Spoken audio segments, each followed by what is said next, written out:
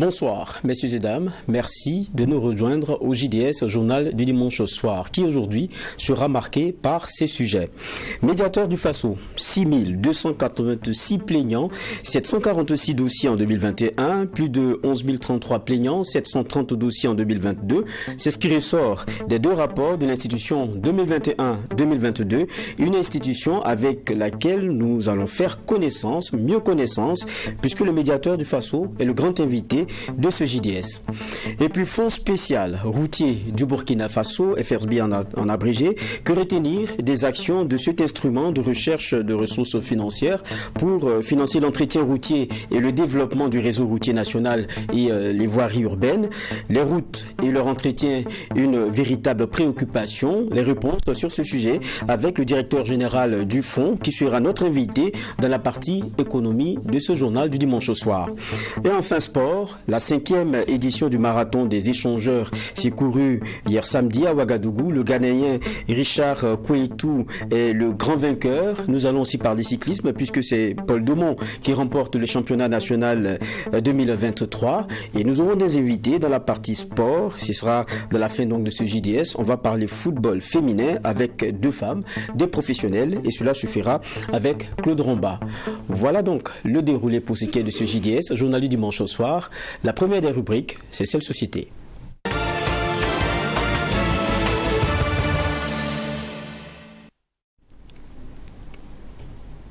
Sujet annoncé en titre. Lundi 12 juin dernier, le médiateur du Faso remettait ses rapports d'activité des années 2021 et 2022 au Premier ministre. Il faut préciser que le président du Faso, lui, l'avait reçu quelque temps avant, le mois de mai. Il y a quelques jours, l'institution rencontrait le président de l'Assemblée législative de transition. Il a été abordé la question du budget de l'institution. Avant de faire mieux connaissance avec l'institution, nous permettons ce retour sur ce carnet d'audience et c'est maintenant. À la tête de la délégation reçue par le président de la transition le 19 mai 2023, le médiateur du Faso a remis les rapports d'activité 2021-2022 de son institution au chef de l'État. Ces rapports font le point sur les différents dossiers de réclamation traités par l'institution en 2021 et en 2022.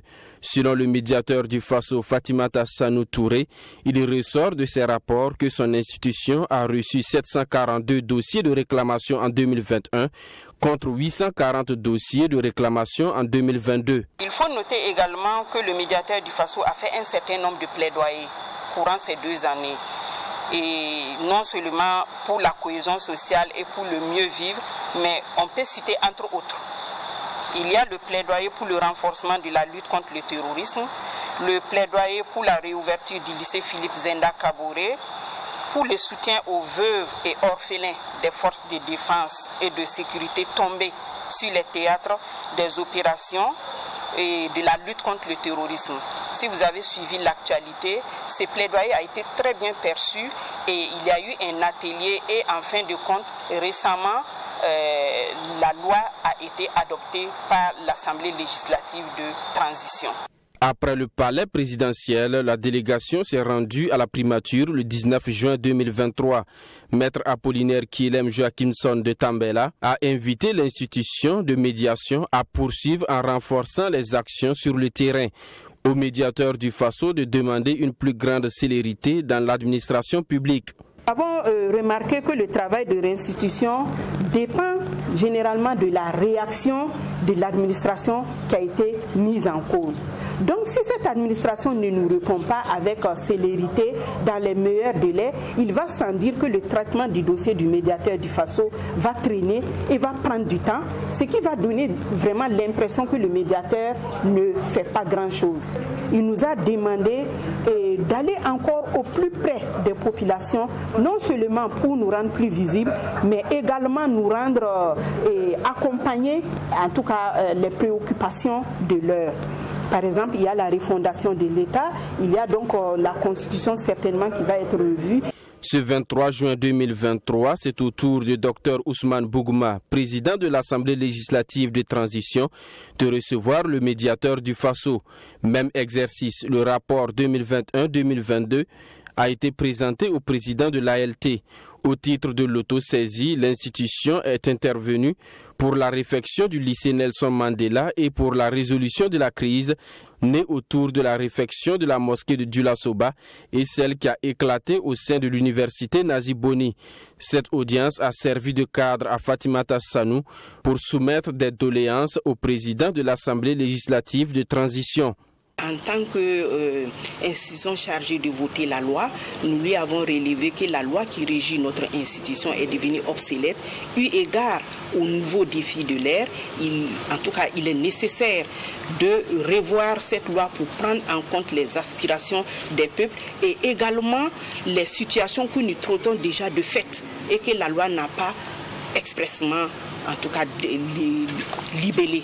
L'autre doléance soumise au président de l'ALT est celle relative au budget du médiateur du Faso, jugé insuffisant. Fatimata Sanou Touré et son équipe souhaitent voir le budget de leur institution s'accroître afin de pouvoir mener à bien ses missions.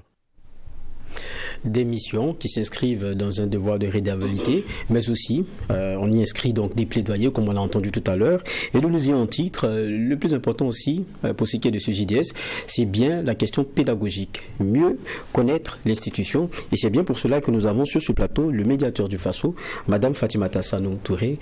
Bonsoir. Oui. Bonsoir, M. Var. C'est un plaisir de vous avoir ici. Merci vraiment. Ça a été un marathon, comme on l'a vu avec ce reportage tout à l'heure déjà. Oui.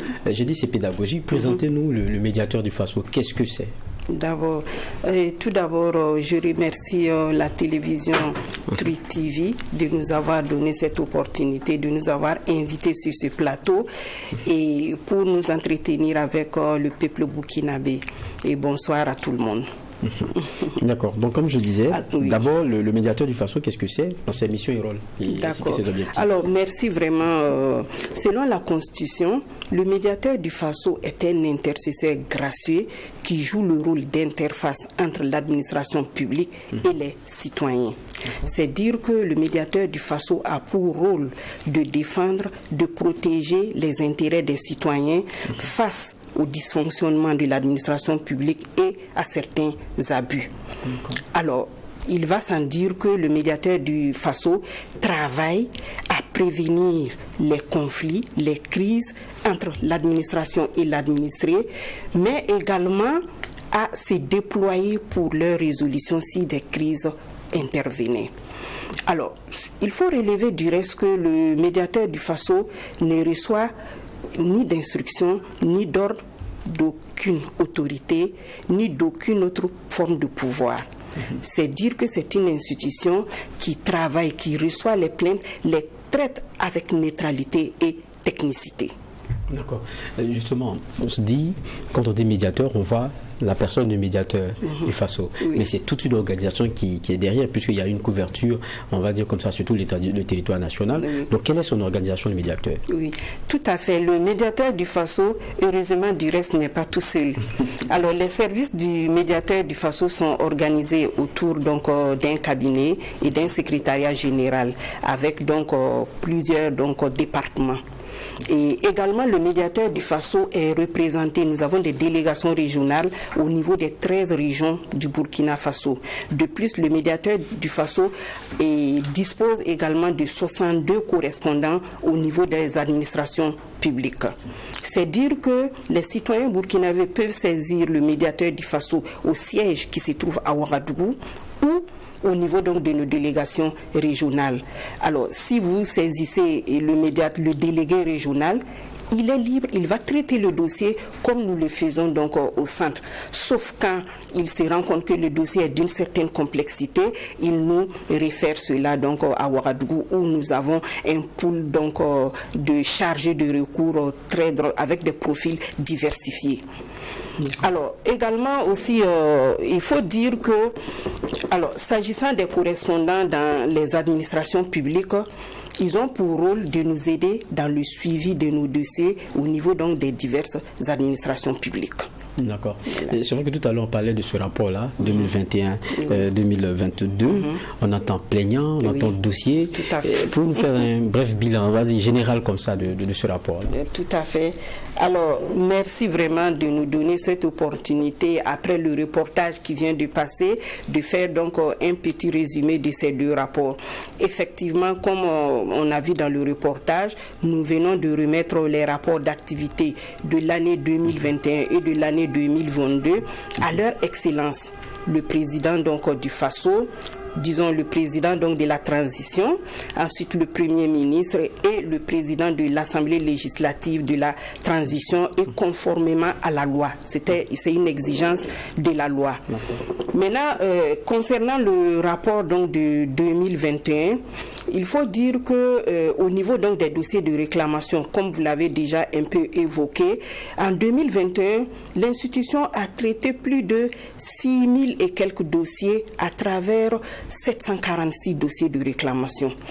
Et en 2022, ce nombre était un peu en hausse, à savoir 11 033 plaignants à travers 840 dossiers de réclamation. On peut se demander pourquoi cela, parce que souvent un dossier peut regrouper une centaine de personnes, ou alors 200 personnes.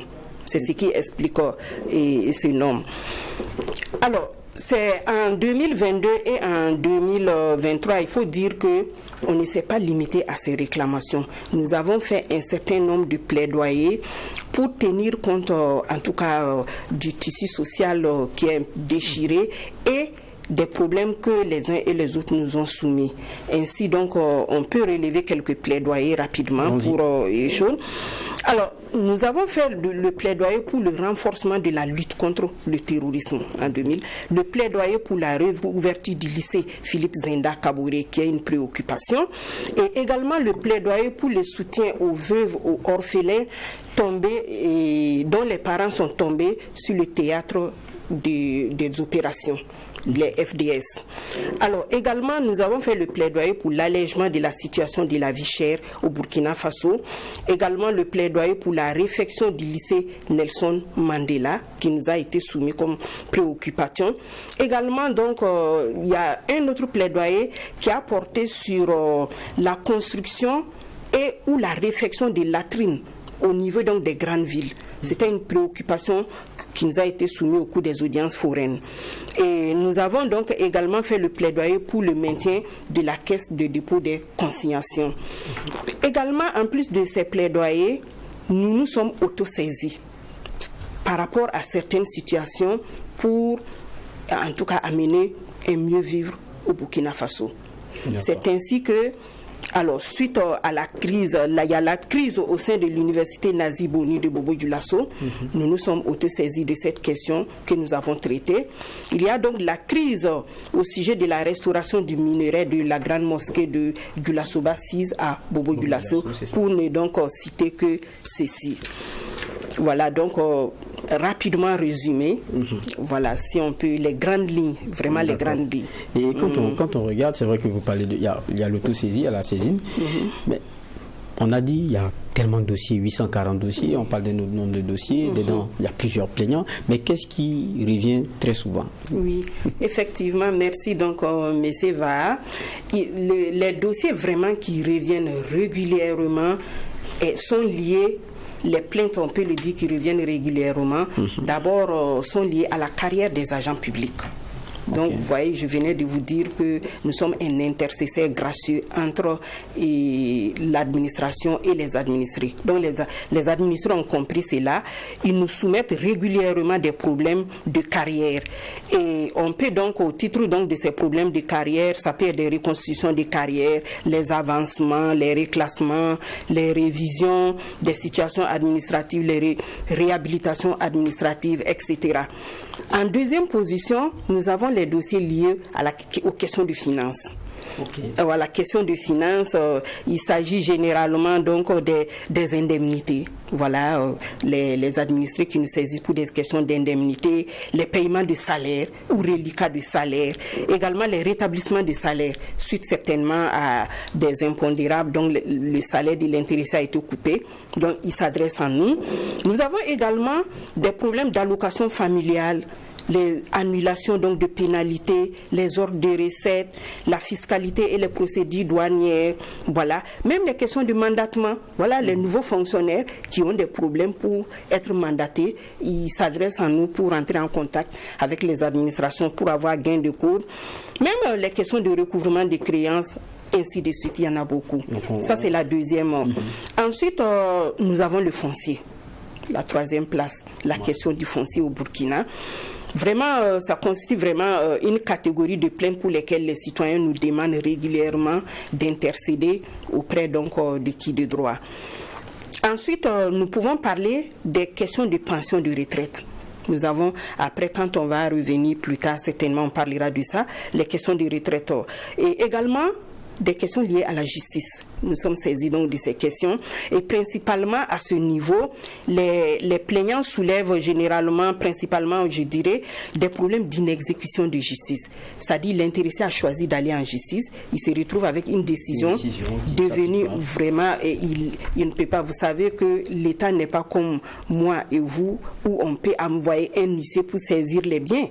Donc il a une décision, mais a des problèmes pour l'exécuter. Il s'adresse à nous.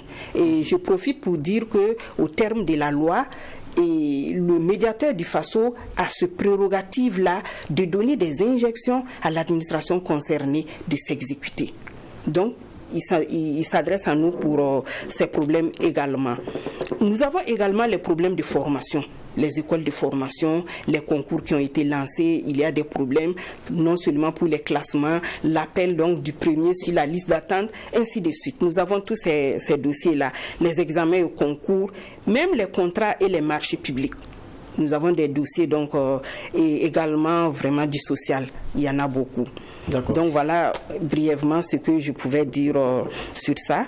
Et puis vous avez demandé, voilà, sinon vous m'avez demandé la démarche à suivre, mais évidemment, on reviendra là-dessus. Est-ce que concrètement, parce que vous citez à l'appel, on voit un peu que le champ il est très large. Tout à fait. Les plaignants doivent être très nombreux, les dossiers aussi. Est-ce qu'on a, pour ce qui est du médiateur du FASO, des exemples concrets où on sait que vous êtes intervenu, ça marchait. C'est vrai que peut-être vous pourriez en avoir à l'appel. Est-ce qu'il y en a de symboliques? Oui, mais bien sûr, il y a des exemples concrets et je vais vous donner, si le temps nous permet, pourquoi pas... la démarche aussi du médiateur dans voilà, dans un exemple concret. J'allais d'abord dire la démarche avant donc de venir à des exemples. D'accord. Par exemple, lorsque vous avez des difficultés, nous on parle de réclamation. Ok. Donc vous soumettez votre réclamation chez le médiateur du FASO. D'abord, nous avons un service courrier qui va recevoir le dossier. Le dossier va remonter jusqu'à chez nos chargés de recours. On va examiner le dossier. Lorsque nous estimons que le dossier... D'abord, nous allons examiner notre compétence, parce que le médiateur n'est pas compétent pour tout. On va examiner pour savoir ce que vous demandez, est-ce que ça rentre dans le champ de compétence du médiateur du FASO. Si oui, nous allons accuser réception et vous notifier cela. Et ensuite, nous allons instruire le dossier. Après instruction du dossier, c'est le contradictoire. Nous allons envoyer une correspondance à l'administration concernée pour lui demander sa version des faits. À l'issue, nous allons faire des recommandations si le dossier est fondé, en demandant donc de régler le problème de l'administration, de l'administrer plutôt. Dans le cas contraire, si donc on trouve que vous n'êtes pas fondé, nous vous répondons directement en vous demandant donc, en vous disant plutôt que nous allons clôturer le dossier, en vous disant que vous pouvez explorer d'autres voies. Voilà. Et à l'issue donc de cette série donc de choses, généralement les administrations s'exécutent quand vraiment la réclamation est fondée. Parce que d'abord, il faut dire que nous, tout ce travail-là, on le fait d'abord non seulement sur la base du droit, mais aussi en équité. C'est là la différence avec la justice. On travaille aussi en équité. Ça dépasse la question du droit. Hein. Oui. Le droit peut dire non, lui il a raison, celui-là a tort. Voilà. Donc on peut venir vers vous pour voir comment on peut arranger les choses. En fait, on peut être saisi d'un dossier. J'ai un exemple qui date de 2 semaines, par exemple, où nous avons traité en équité. Alors, il s'agit d'une candidate qui est 2e sur la liste d'attente. En plus, elle a des difficultés, elle est handicapée physique. Alors, au terme de la loi, vous avez un certain délai pour être appelé s'il y a un désistement au niveau donc des admis. Malheureusement, il y a un qui a désisté, mais le délai fixé par la loi était déjà dépassé. Donc l'intéressé a approché l'administration. Ce n'est pas de ma faute. L'intéressé a laissé au moins, en tout cas plus de 2 mois avant de désister. Mais je demande à ce que vous m'appelez, puisque la place là va rester vacante. Elle n'a pas eu gain de cause. On l'a dirigé vers nous. Alors nous avons pris le dossier en charge. Puisqu'il y a une question d'urgence, on n'a pas eu besoin d'écrire. On est rentré en contact avec l'administration concernée et on a relevé que effectivement on pouvait, c'est vrai. Vous avez tout à fait raison, votre décision elle est juste. Mais ça engendre quand même des conséquences injustes pour celle-là qui n'a pas du tout la maîtrise donc de ce dossier. Ce n'est pas elle qui est en faute, c'est l'autre qui a désisté hors délai. Et en plus, nous avons relevé que même si l'administration l'appelait, il n'y a aucun préjudice que l'administration va accuser. Au contraire, parce que la place va rester vacante alors que la formation coûte cher. Et en plus, on peut redoubler au niveau des écoles de formation. Ils nous ont écoutés et on a rappelé cette candidate. Ici, c'est en équité, parce qu'en droit, l'administration avait raison. Voilà un exemple concret. En équité. Voilà. D'accord. On va laisser les exemples. On va revenir à vos visites. Tout à l'heure, on a vu que vous étiez allé voir donc le président de l'ALT et le médiateur a plaidé pour un budget plus conséquent. Oui, tout à fait. Justement, c'est quoi la réalité de votre budget? Parce que ça fait polémique très souvent. Le médiateur coûte cher. C'est quoi la réalité? Bon, en fait, depuis que je suis arrivée à la tête de cette institution, je ne fais pas ministère du budget de l'institution. Parce qu'effectivement, moi-même, j'étais surprise. Quand je sors, on me dit, vous avez une institution budgétivore à coût de milliards. J'étais surprise. Alors, tout simplement, je vous dis que cette institution, le budget a toujours oscillé entre 200 millions et 600 millions. Pour tout ce que je suis en train de vous expliquer comme travail à faire. Mais de ce montant, il faut dire que les 80% sont affectés aux charges des travailleurs qui sont des agents publics. Parce qu'il y en a qui travaillent chez le médiateur du Faso depuis plus de 20 ans. Ils ont été recrutés depuis l'ouverture. Donc, même si on venait à supprimer, on continuera de les payer. Alors, donc, vraiment, je ne comprends pas tout à fait mais moi, j'essaie d'expliquer. Parce que généralement, quand on ne connaît pas, on peut effectivement avoir donc... voilà, ce comportement, si je peux le dire ainsi. Et je me dis qu'il nous appartient, nous, de donner la bonne information. Là, ceux qui sont de bonne foi, forcément, même vont nous accompagner. Le médiateur du Faso, pourquoi on ne doit pas supprimer et on doit maintenir? Les actions du médiateur du Faso, nous avons fait les statistiques, impactent environ 200 000 personnes, la moyenne. Impacte environ 200 000 personnes. Et avec les actions du médiateur du Faso, nous évitons beaucoup de procès à l'État. Qui dit procès contre l'État parle de dommages et intérêts. Je ne sais pas, il y a même un petit cas de dossier que j'aime expliquer pour donner la réalité, si je peux le dire. Voilà.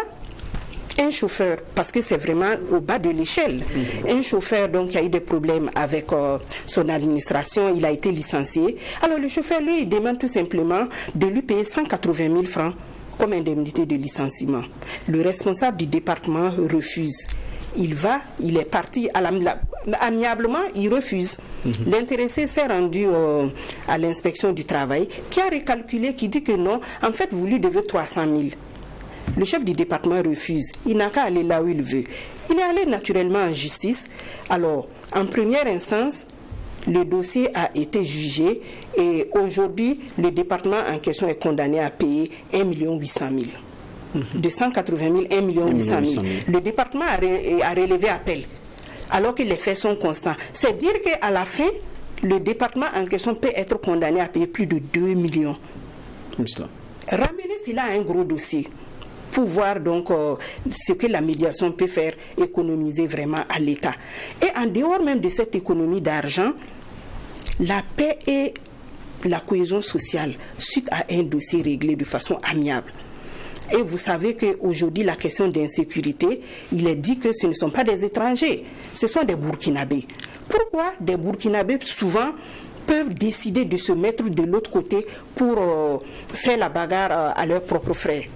On peut dire qu'il y a même des questions de ce genre, des gens qui se sont délaissés, alors que quand on regarde ces dossiers avec sérénité, de façon amiable, ça amène la cohésion sociale et ça permet quand même aux Burkinabés de parler quand même d'une même voix face en tout cas à nos oppresseurs.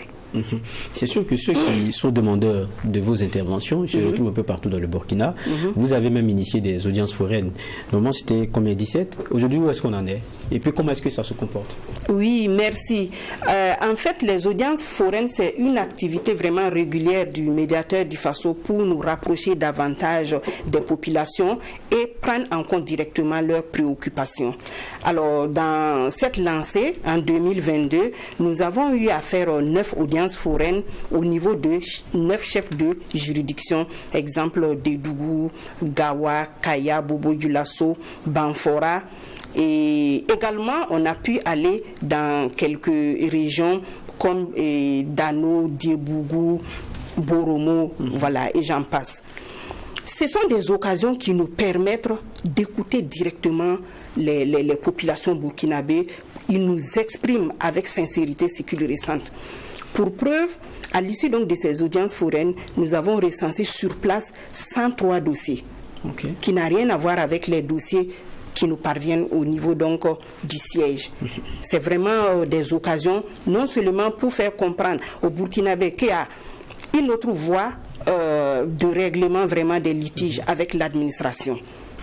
Et vraiment, généralement, les gens, ils apprécient. Et ils en demandent. C'est pourquoi d'ailleurs cette année, nous aurons beaucoup plus d'audiences foraines grâce à l'accompagnement de 2 partenaires, à savoir donc PAEA, le programme d'approvisionnement en eau et assainissement, qui est un programme de la Banque mondiale, et également le Centre pour la gouvernance du secteur de la sécurité, le DECAF, qui nous accompagne également pour cette action-là. Et comment ça se passe concrètement? Vous savez, quand vous allez un peu loin de Ouaga, vous retrouvez plus la partie de la population qui n'est pas forcément allée à l'école, qui n'est pas allée loin, on va dire comme ça, mais qui a aussi ces petits litiges avec l'administration. Tout à fait. Quand ils viennent, comment ça se passe? Parce qu'il faut écrire encore, comment ça se passe? Vous savez, le médiateur a pris en compte cet aspect. Chez le médiateur, nous avons déjà des imprimés tout prêts. Alors, quand nous partons pour les audiences foraines, c'est traduit en langue au niveau de la localité. Et immédiatement après, tous ceux qui ont des réclamations, nos chargés de recours sont derrière la salle et rédigent pour vous. Et même déjà au siège, lorsque un plaignant se présente, si vous ne savez pas écrire, on vous donne une fiche et on vous aide à remplir. La procédure, elle est gratuite, même pas de timbre. Voilà. Ça c'est bon à savoir.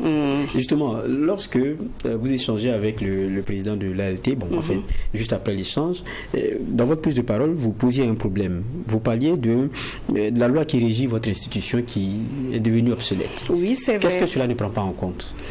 Alors, vous savez que de plus en plus, le médiateur du Faso est sollicité pour les conflits communautaires.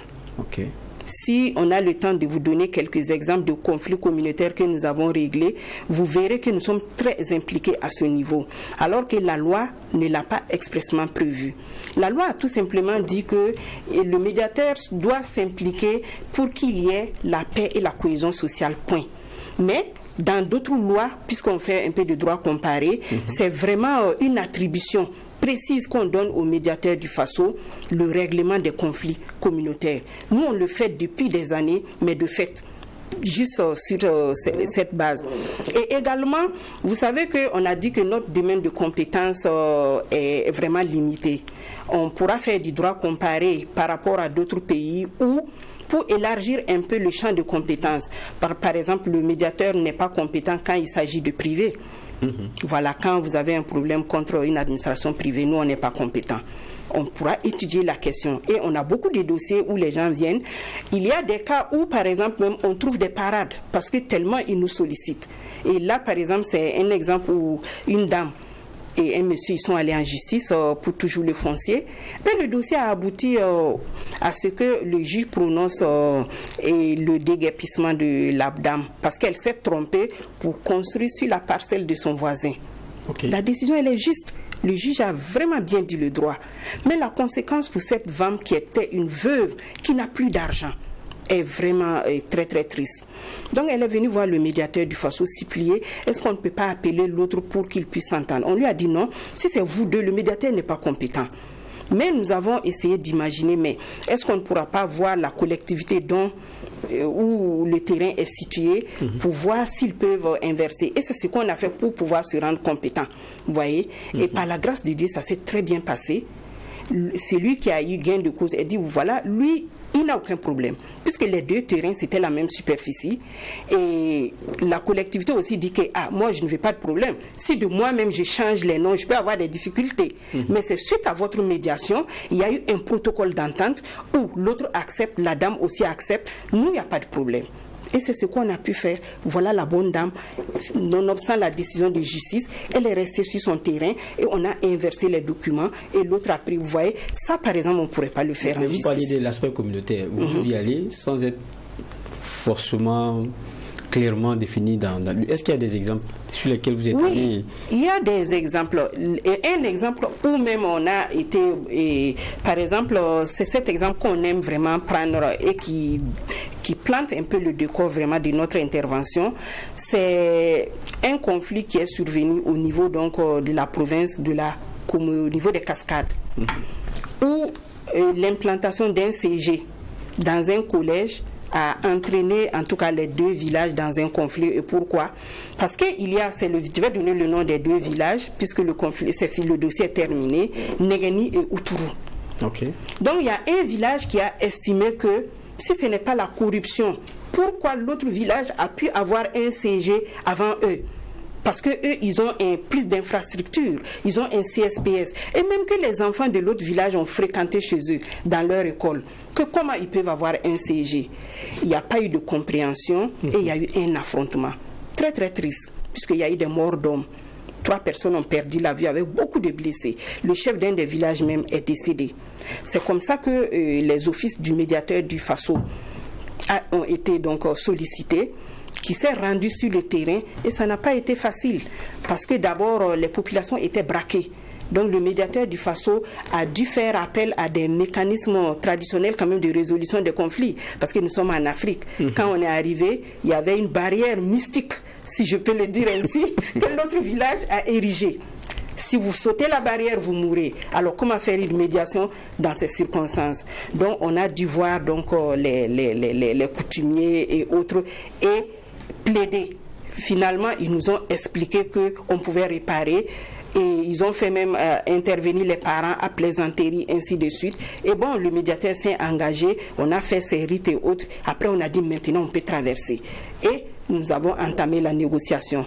Par la grâce de Dieu, on a pu les concilier et on a appelé l'administration. Alors, on a fait un protocole d'entente et l'administration, donc, on leur a demandé de choisir de commun accord un site pour l'implantation du CG, donc du CG en question. Et l'administration s'est engagée à doter l'autre village aussi d'un CG dans un certain délai. Okay. Et nous avons donc laissé le dossier. C'est moi-même qui suis venu clôturer le dossier après m'être rassuré que l'administration, donc le gouvernement a tenu ses engagements et c'est le cas. À la date d'aujourd'hui, les deux villages ont leur CG. D'accord. Voilà. On fait le connaissance donc avec vos actions. Et on pourrait passer une heure. Tout à fait. Le JDS, il a aussi ses compartiments. Oui, la dernière question, comment se projette aujourd'hui le médiateur du Faso? Parce qu'il y a beaucoup de critiques, comme je le disais tout à l'heure. Tout à fait. Il y en a qui disent, bon, il faut fermer, il faut supprimer, on l'a vu tout à l'heure. Vous disiez, on n'a pas assez de moyens, il faut voir, parce qu'on a des audiences foraines à faire. Comment est-ce que vous projetez aujourd'hui? Alors, donc, il faut dire que le médiateur du Faso, face à tout cela, nous venons de nous doter d'un plan stratégique pour couvrir la période 2023-2027. Et dans ce plan stratégique, la question vraiment du tissu, c'est-à-dire la question pour recoudre le tissu social, on n'a pas besoin de tout le monde, on le sait aujourd'hui, la déchirure, elle est prononcée. Donc, cette question donc prend une grande place dans ce plan stratégique. Alors, donc, pour nous, nous allons d'abord accentuer les audiences foraines. Non seulement pour expliquer les missions, mais également pour, comment dirais-je, on l'a déjà fait une fois, pour faire renaître la confiance entre les populations et les forces de défense et de sécurité. Vous savez qu'actuellement, la lutte, c'est beaucoup basé sur le renseignement. S'il n'y a pas cette confiance entre les populations et les FDS pour donner les renseignements nécessaires, c'est difficile. Alors donc, le Centre pour le DECAF, je disais tantôt, nous a déjà accompagnés une fois. On a fait une activité de ce genre qui a été vraiment appréciée et les populations en demandent. Donc, cette année, nous allons mettre l'accent donc sur ces questions. Et également, donc, dans le plan stratégique, nous voulons également mettre l'accent sur la sensibilisation, le civisme et les questions de paix dans nos interventions. Et actuellement, par la grâce de Dieu, cette année, on a beaucoup déjà d'audiences foraines par rapport à 2022. D'accord, dans les perspectives. Donc. Oui. Ça a été un vrai plaisir d'échanger avec vous, Madame la médiateur. Merci vraiment de nous avoir invités. On espère vous revoir ici parce que vous aurez eu plus de budget et que vous aurez encore eu des actions à mener. Merci vraiment, merci vraiment. Voilà, nous étions donc avec le médiateur du Faso, Madame Fatibata Sadou Touré. On a mieux fait connaissance avec son institution et aussi ses perspectives. Ceci dit, nous allons continuer ce JDS, Journal Dimanche Soir, et on reste toujours dans la partie société. Cette fois, on va parler justice avec le procès Marcel Tankwano et autres. Et lors de son réquisitoire hier samedi, 24 juin, le procureur a demandé la déchéance durant une période de 5 ans des droits civiques d'association de 7 prévenus, dont Marcel Tankwano, qui est considéré comme le cerveau dans l'affaire appel à incendier le palais du Moronaba. Cela constitue une peine complémentaire, en plus de la peine d'emprisonnement de 5 ans et une amende allant de 5 à 10 millions de francs CFA, le tout ferme. Le point dans cet élément. Dans ces réquisitions, le procureur du Faso demande au tribunal de reconnaître Marcel Tankwano coupable des faits d'incitation à la diffusion de fausses informations, incitation à la dégradation de biens privés, provocation à un attroupement et mise en danger de la personne d'autrui. De ce fait, le condamné a une peine d'emprisonnement de 5 ans et d'une amende de 10 millions de francs CFA, le tout ferme. Ce dernier ayant fait l'objet de condamnation avec sursis en fin 2021. Il requiert 6 mois de prison ferme à l'endroit de Suleiman Belem, auteur d'un audio invitant à un attroupement. Pour les autres accusés, le procureur requiert 5 ans de prison et une amende de 5 millions de francs CFA, le tout ferme. Les avocats de la défense ont dans leur plaidoirie demandé la relaxe de tous les clients pour infraction non constituée. Pour ce qui concerne l'accusé principal Marcel Tankwano, les avocats estiment qu'aucune preuve matérielle ne prouve qu'il a pu faire les audios incendiaires. Nécessaire, ça veut dire toutes les conditions pour à réunir pour la caractérisation de l'infraction, simplement pour qu'on puisse dire que ce qui est reproché à nos clients sont fondés, n'ont pas été démontrés par le procureur et les éléments apportés par le procureur n'étaient pas suffisants à pouvoir caractériser les infractions. C'est la raison pour laquelle nous avons demandé au juge de rejeter les moyens du procureur parce qu'ils ne sont pas fondés. Deuxièmement, les avocats estiment qu'il n'existe pas de procès verbal de saisie des téléphones des prévenus. Par conséquent, les téléphones ont été arrachés. Mieux, les données à caractère personnel contenues dans les téléphones de la plupart des prévenus ne peuvent être à la base de poursuites judiciaires car selon les avocats, les normes communautaires n'ont pas été respectées. Ce qu'ils ont exprimé dans leur message privé qu'ils échangeaient avec d'autres personnes, voilà, ce sont des échanges privés. Maintenant, si on met ça à la place publique, en quelque sorte, on s'attaque à leur opinion. C'est une opinion qu'ils ont exprimée. Voilà, c'est leur souhait. Eux, ils disent que, en tout cas, ils expriment leur pensée. Selon notre dispositif pénal, selon nos textes, en tout cas en vigueur, il n'y a aucun texte qui permet de condamner une personne sur la base de ses opinions. Les avocats estiment enfin que les messages extraits des téléphones des prévenus qui montreraient une tentative de déstabilisation du pouvoir en place n'a pas de lien avec l'appel à incendier le domicile du Mogonaba. Pour le parquet, la tentative de déstabilisation est une autre procédure judiciaire en cours, mais les auteurs de ces messages sont complices des audios invitant à incendier le palais du Mogonaba. Au tribunal d'apprécier les réquisitions du parquet et les moyens de défense des avocats. Le verdict est prévu pour le vendredi 7 juillet 2023.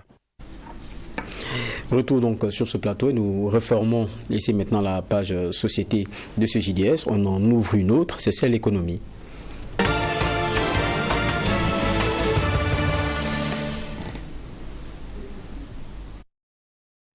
Plusieurs questions et nous les évoquions dans le deuxième titre de ce journal du dimanche soir, en l'entame donc de ce JDS. Et la question c'est à qui incombe justement l'entretien des voiries bitume dégradées sur les voies. Beaucoup de Burkinabés pointent du doigt directement le fonds spécial routier. Nous avons tenté de rencontrer son directeur général qui est revenu sur l'émission. Nous l'avons aussi sur ce plateau. On vous partage d'abord cet élément et après on a d'amples informations à travers l'échange, notamment avec le directeur général du fonds spécial routier du Burkina Faso. C'est dans l'élément et après des échanges. Des voiries impraticables avec des bitumes dégradés parsemés de nids de poules, c'est le cauchemar des usagers de la route dans certaines zones de la capitale burkinabé. Après la construction des voiries et leur bitumage, l'entretien laisse souvent à désirer et les plaintes des populations se font de plus en plus récurrentes. Si pour beaucoup, cela relève de la responsabilité du Fonds d'entretien routier, devenu Fonds spécial routier du Burkina, pour son directeur général, l'entretien des voiries incombe d'abord aux collectivités territoriales, quand bien même son institution peut contribuer à cette mission. C'est vrai que nous contribuons à l'entretien de la voirie urbaine, mais ce sont des prérogatives de la mairie. Donc, mais à un moment donné, le fonds peut aussi contribuer à l'entretien comme à la construction de nouvelles voies en fonction des besoins, en fonction de la vision aussi des autorités pour accompagner les différentes mairies dans la prise en charge des projets routiers. À en croire Théodore Ouédraogo, l'institution a acquis un statut de deuxième génération, donc de nouvelles missions et plus de flexibilité dans le fonctionnement avec le changement de nom depuis avril 2016. Les missions aujourd'hui du fonds vont au-delà du fonds de deuxième génération parce que on finance également des projets de construction de nouvelles routes qui sont des prérogatives d'un fonds de troisième génération. Fonds routier au fonds spécial, c'est surtout la construction de nouvelles voies. C'est l'ajout. Mais il faut dire qu'au-delà des projets routiers, le fonds spécial aussi a en charge la gestion des péages. Et l'un des défis majeurs du Fonds spécial routier aujourd'hui est la modernisation des péages sur toute l'étendue du territoire national. Le Burkina Faso compte à ce jour 38 postes de péage et 5 antennes. Des péages dont la gestion était assurée depuis 1998 par le Trésor public avant d'être transféré au Fonds spécial routier en janvier 2018. Ce que vous voyez à la sortie de Ouagadougou, route Ouaga Fada, Ouaga Bobo, à l'entrée de Bobo, ce n'est qu'un début de cette modernisation. Vous voyez qu'on parle aujourd'hui de modernisation, c'est de travailler de telle sorte à avoir des péages, de telle sorte qu'un usager ne puisse pas franchir les péages sans payer. On constate effectivement qu'aujourd'hui, il y a plusieurs facteurs. Les gens évoquent des questions de monnaie, les gens évoquent des questions de la dégradation de la voie. Donc, on est en train, en tout cas, de peaufiner un plan de communication d'abord pour sensibiliser les gens au paiement des taxes parce qu'aujourd'hui, ce sont ces taxes qui nous permettent de prendre en charge l'entretien. Donc, si ces taxes ne sont pas payées, vous comprenez qu'il sera difficile pour le fonds d'avoir des ressources pour prendre en charge l'entretien. À en croire Théodore Ouédraogo, le Fonds spécial routier du Burkina se veut un outil pour le financement de la construction et de l'entretien du réseau routier national et des voiries urbaines. Un financement qui nécessite d'abord la mobilisation des ressources. Occasion pour ce dernier d'interpeller les populations à un comportement citoyen et à s'acquitter des frais de péage et taxes afin de permettre aux fonds et aux collectivités de jouer leur rôle dans l'entretien des voiries et des bitumes. Une vraie préoccupation, que ce soit pour les Ouagavillois, ceux de Bobo du Lasso, tous ceux qui nous regardent à travers le Burkina Faso, en tout cas pour peu qu'on sorte et qu'on voit des voies qui ne soient pas en bon état, on cherche, la première question, qui devrait le faire, qui a cela à charge. Et souvent, quand on entend fonds spécial routier du Burkina Faso, le raccourci est vite trouvé. À partir du moment où il y a routier et il y a fonds, c'est que c'est eux. On a d'ailleurs le directeur du fonds qui est avec nous, M. Théodore Ouédraogo, directeur général du fonds spécial routier du Burkina Faso. Bonsoir. Bonsoir, M. Eva. C'est un plaisir de vous recevoir. Et je suis aussi avec David Nana. Bonsoir. Bonsoir, Va. Bonsoir aux téléspectateurs de Truc TV. D'accord. On a eu déjà des premiers éléments à travers le reportage qu'on a pu faire. vous avez à charge de trouver des fonds et la recherche avec des éléments innovants. Et aujourd'hui, quand on regarde ce fonds-là, il faut d'abord commencer, comme je disais tout à l'heure, à un moment donné, pour ce qui est de ce JDS, à faire de la pédagogie. On sait que c'est 2016 qu'il est mis en place. Parlez-nous de ce fonds. D'accord. Dans sa mission, merci. Dans ses objectifs et dans son organisation. Merci bien, M. Eva, de nous avoir donné l'opportunité de nous adresser aux téléspectateurs pour mieux connaître le Fonds spécial routier. Mais d'abord, avant tout propos, je vais faire une petite l'historique du fonds. C'est ça. Le fonds spécial routier, c'est le fonds d'entretien routier au fonds spécial routier. Le fonds d'entretien routier a été créé en 2007. Donc sa mission, c'était seulement l'entretien routier. Donc c'est pour lui donner plus de prérogatives afin d'élargir son champ d'action qu'on est passé du fonds d'entretien routier au fonds spécial routier et avec comme mission, comme ajout, la réhabilitation et la construction de nouvelles voies.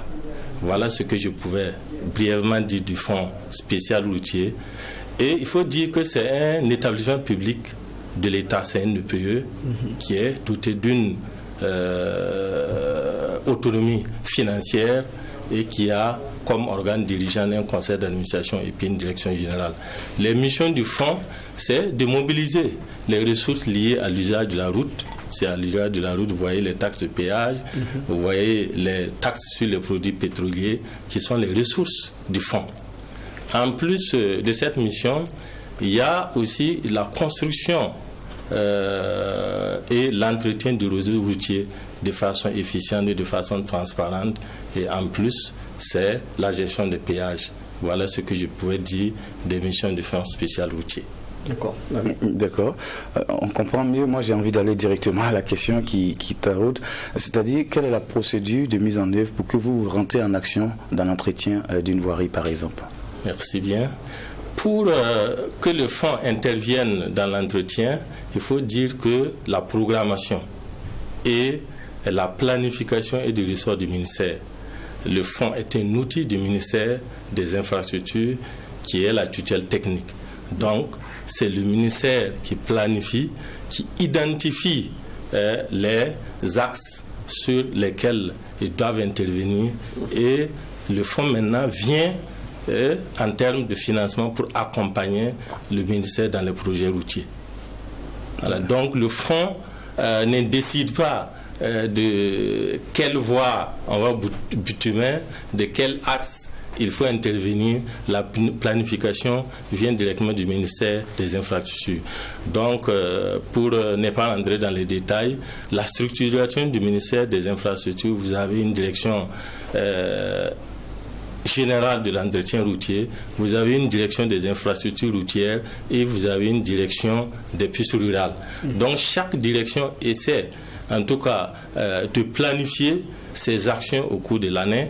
Et en fonction de cette planification, avec le fonds, il y a un arbitrage en fonction des disponibilités des ressources pour maintenant arrêter quelque chose et pouvoir, en tout cas, entamer tout ce qui est projet, que ce soit en entretien, que ce soit en construction.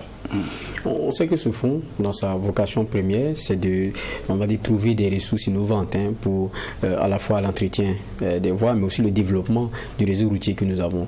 Quelles sont justement ces sources innovantes-là? Quelles sont ces sources pour capter le maximum de ressources? D'accord, merci bien. Et comme c'est sa mission première, mobiliser les ressources pour prendre en charge les projets routiers, il faut dire que, comme j'avais souligné tantôt, c'est la taxe de péage et les taxes sur les produits pétroliers qui constituent l'essentiel des ressources du fonds. Maintenant, le fonds, au vu de l'immensité des besoins en matière de projets routiers, est amené à aller sur le marché pour mobiliser des ressources.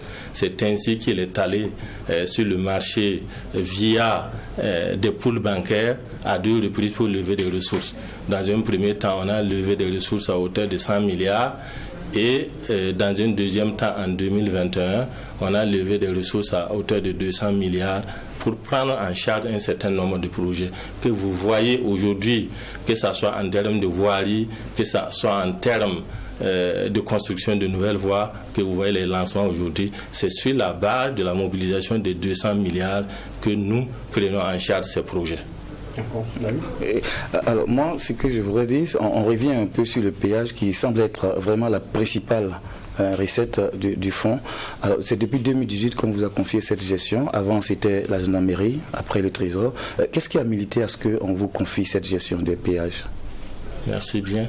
Et il faut dire que le péage n'est pas la principale ressource. D'accord. C'est les taxes sur les produits pétroliers qui constituent la principale ressource du fonds. Donc, pour revenir à votre question, ce qui a milité, vous avez vu que quand j'ai cité les mécanismes de mobilisation des ressources, j'ai dit c'est les taxes sont liées à l'usage de la route.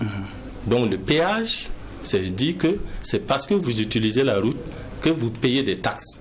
Donc la structure en charge de l'entretien de la route est de facto la structure habilitée pour mieux gérer ces ressources afin de prendre en charge l'entretien routier. Je pense que c'est vu sur ce temps que les autorités ont décidé que les péages doivent être reversés au fonds qui est effectif depuis le 1er janvier 2018. Depuis le 1er janvier 2018, vous dites, mais qu'est-ce qu'on peut faire en termes de bilan depuis que vous avez commencé à le gérer? On peut dire que le bilan est positif, même s'il y a toujours, en tout cas, des choses qu'il faut améliorer. Je peux dire qu'au moment où le péage, on transférait le péage au fonds, en termes de recouvrement de recettes, on était autour de 5 milliards. Mais il faut dire qu'aujourd'hui, en termes de mobilisation des recettes, le péage les recettes tournent autour de 9 milliards par an. Pour dire que on peut dire que le bilan est positif, même s'il y a des actions, même s'il y a des possibilités qui peuvent nous amener encore à faire mieux dans le recouvrement des taxes de péage. C'est vrai que si ma mémoire est bonne, lorsqu'on faisait le passage à la gestion par le fonds, il y avait comme des grincements. On se rappelle qu'au sein même des travailleurs qu'on a au niveau des péages, il y a eu beaucoup de remous. On se plaignait de ce que les conditions ne soient pas trop ça. Moi, je me rappelle en son temps, j'étais allé faire des petits reportages où on nous a montré, je parle des travailleurs, les chaises cachées, les chaises cassées du péage. Et en tout cas, des conditions qui ne sont pas optimum, en tout cas pour les travailleurs. On passe toujours au péage, mais quel effort est fait? D'accord, merci pour la question. Il faut dire qu'effectivement, au moment où on transférait le péage, il y a eu beaucoup de remous. Parce que d'aucuns avaient pensé même à la privatisation des péages. Donc, il était question de ne pas privatiser ces péages parce que ce n'est pas une question de rentabilité, mais c'est une question d'organisation. Donc, aujourd'hui, on peut dire que on a transféré le péage sans un minimum d'organisation, si je peux m'exprimer ainsi, de telle sorte qu'au niveau du fonds, le personnel d'encadrement manquait. Donc, il fallait faire avec. Donc, aujourd'hui, il y a toujours ce problème que nous allons bientôt régler pour qu'on puisse avoir des conditions acceptables de travail au niveau des péages. Comme vous le dites, ce n'est pas quelque chose qu'on peut cacher. Toute personne qui passe sur la voie constate les conditions dans lesquelles les agents travaillent. Mais pour vous rassurer, nous sommes en train en tout cas de travailler, de nous donner les moyens pour que dans un proche avenir, tout ce que vous voyez au niveau des péages ne soit qu'un mauvais souvenir. D'accord. Alors là, vous êtes passé de 5 milliards à 9 milliards. Je veux dire, il y a une évolution. Est-ce que si on travaille dans des conditions optimales, avec tout ce qui va avec, à combien on peut estimer à l'année les recettes des péages? D'accord. Donc, je pense qu'on va aller directement à la modernisation parce que c'est l'objectif. C'est ça.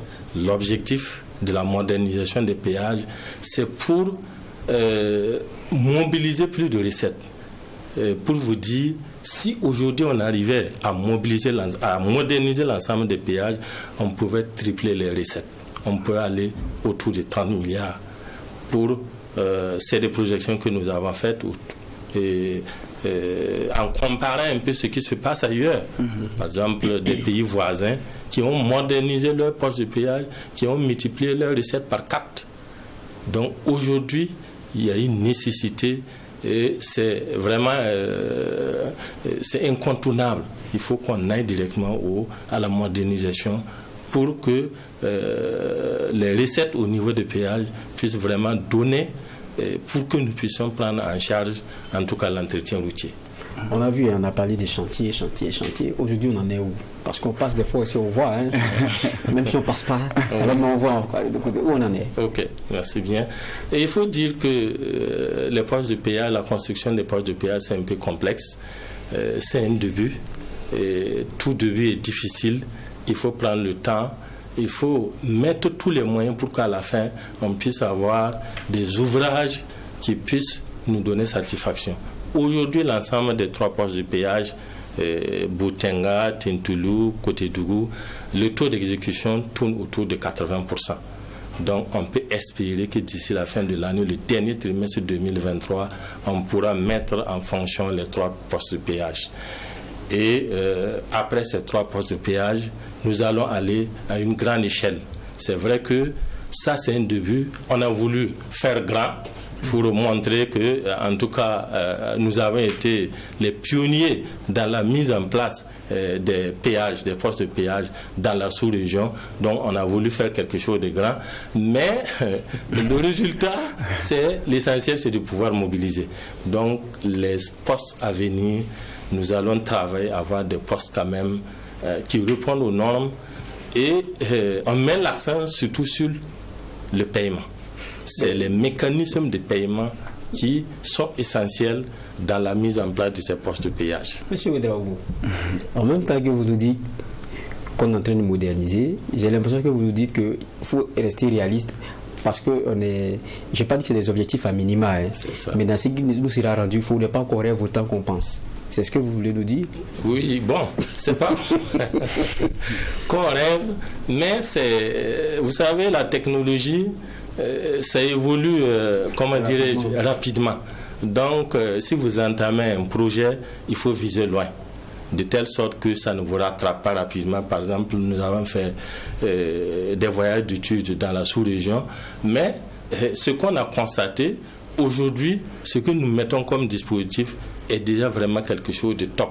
Il y a des gens qui ont eu le temps de faire des erreurs que nous avons, en tout cas, regardées et qu'en fonction des erreurs, nous allons corriger chez nous pour ne pas, en tout cas, avoir des postes de péage qui vont créer des problèmes dès la mise en circulation et que tout système, vous voyez un peu qu'on ne puisse pas contourner le système dès la mise en fonction de ces postes de péage. Nous sommes des usagers, nous on est un peu niais, on n'est pas trop au parfum du fond des choses. Vous voulez nous dire quoi? C'est que il y a quand même, quand on dit péage, il y a un dispositif minimum pour être sûr que il y a le ticket qui va avec ce qu'on encaisse et que l'homme ne puisse pas influencer la machine assez facilement. Aujourd'hui, vous nous dites qu'avec le dispositif qu'on a, on est quand même je ne vais pas dire forcément à la pointe, mais on a des éléments qui sont vraiment à niveau. C'est ce que vous nous dites. Oui, c'est ce que je tente de vous faire comprendre, que en tout cas le dispositif actuel, on ne peut pas... Il n'est pas dépassé, il est à niveau, on ne peut pas manipuler quoi que ça soit. C'est vraiment je peux dire que c'est le aïe, si je peux m'emprunter. Je préfère demander ça parce qu'à un moment donné, j'ai eu comme l'impression que M. Ouedraogo voulait nous dire voilà. Non, en fait, ce que j'ai voulu vous dire, vous voyez l'architecture des postes de péage actuels. C'est vrai que c'est beau à l'entrée d'une ville, mais on peut faire des postes de péage avec un dispositif en termes de paiement très efficace sans avoir en fait tous ces designs-là.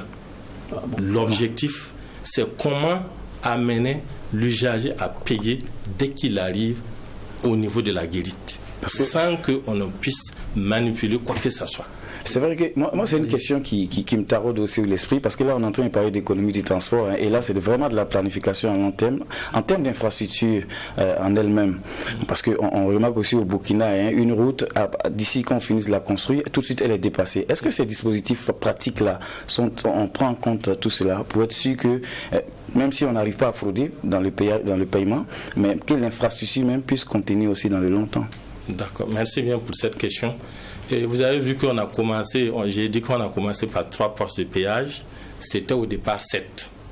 Okay. Et pour éviter ces genres de situations, pour que l'infrastructure ne soit pas rapidement dépassée, on a commandité une étude de maillage qui est en cours actuellement, parce que pour installer un poste de péage, il y a des normes. Il faut tenir compte du trafic, il faut tenir compte de la capacité des routes, ainsi de suite, ainsi de suite. Vous voyez qu'aujourd'hui, Koubri, sur la route de Ouéouia, c'est des postes qui sont pratiquement en ville.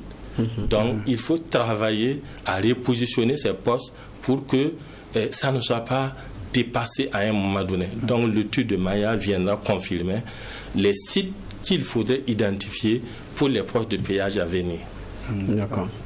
Et quand on regarde ces postes de péage, en tout cas, on se dit que ça va permettre, au fond, d'avoir des ressources assez intéressantes. Mais on entend parler de péage, de paysage.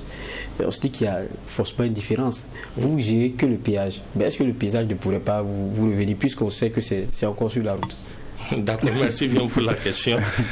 Il faut dire que le péage, comme on l'a dit, c'est ce que vous voyez sur la route, vous payez votre ticket et puis vous passez. Le paysage est lié à la surcharge. Il faut contrôler ce que les transporteurs ont comme poids en fonction des gabarits des véhicules. Et ça, pour le moment, c'est les prérogatives de l'ONASER. Mais comme vous le dites, on a dit, c'est l'usage de la route. Pour dire, on ne doit pas mettre l'accent sur les pénalités liées à l'usage, parce qu'on le conseille, on ne souhaite même pas que les gens fassent de la surcharge, parce que ça dégrade nos voies. Mais comme c'est un fait de l'homme et qui ne peut pas, qu'on tente de contenir, il faut que ces actions, il appartiendra à l'autorité de regarder, en tout cas, tout ce qui, en termes d'organisation, en termes de synergie d'action, qu'est-ce qu'on fait, comment les institutions peuvent travailler en synergie pour une question d'efficacité. Parce qu'il ne s'agit pas que ça soit au transport, que ça soit aux infrastructures, mais c'est comment arrimer. Parce que dans les péages, dans les postes modernes, en principe, le paysage est intégré. Ça devait être automatique. Arrivé au poste de péage, on devait pouvoir faire le paysage. Donc, c'est des aspects qu'il faut regarder pour les futurs postes de péage, pour intégrer le paysage. Ça nous permet de voir concrètement quel est l'effet de ces camions en surcharge sur la voie. D'accord. Je vois, si je permets, il y a une question que je voudrais poser en ce qui concerne les péages. On entend dire qu'il y a certaines personnes qui sont exemptes des péages. Quels sont les véhicules qui ne doivent pas payer lorsqu'ils sont au poste de péage? Ou bien, a priori, tout le monde paye? Il faut dire qu'il y a un certain nombre de véhicules qui sont exempts. Je ne peux pas citer de façon exhaustive, mais je sais que les convois militaires, les ambulances, le président du FASO, en tout cas tout ce qui est officiel. Je posais la question parce qu'il y a un chapitre il n'y a pas ici longtemps, à cause de la fonction de quelqu'un qui disait qu'à cause de sa fonction, il ne devait pas. Mais il y a beaucoup qui demandent, par exemple, si vous prenez la route de Boutenga, l'université Thomas Sankara, où les enseignants demandent à ce qu'on exonère, mais en principe, c'est parce que c'est du manuel, mais ça va venir si c'est automatisé et que tout est conditionné par le paiement pour que la barrière se lève. Je pense qu'on va travailler à ce que tout le monde s'acquitte des taxes de péage. D'accord. Ça, c'est bien dit. Avant d'arriver, peut-être une dernière question pour vous.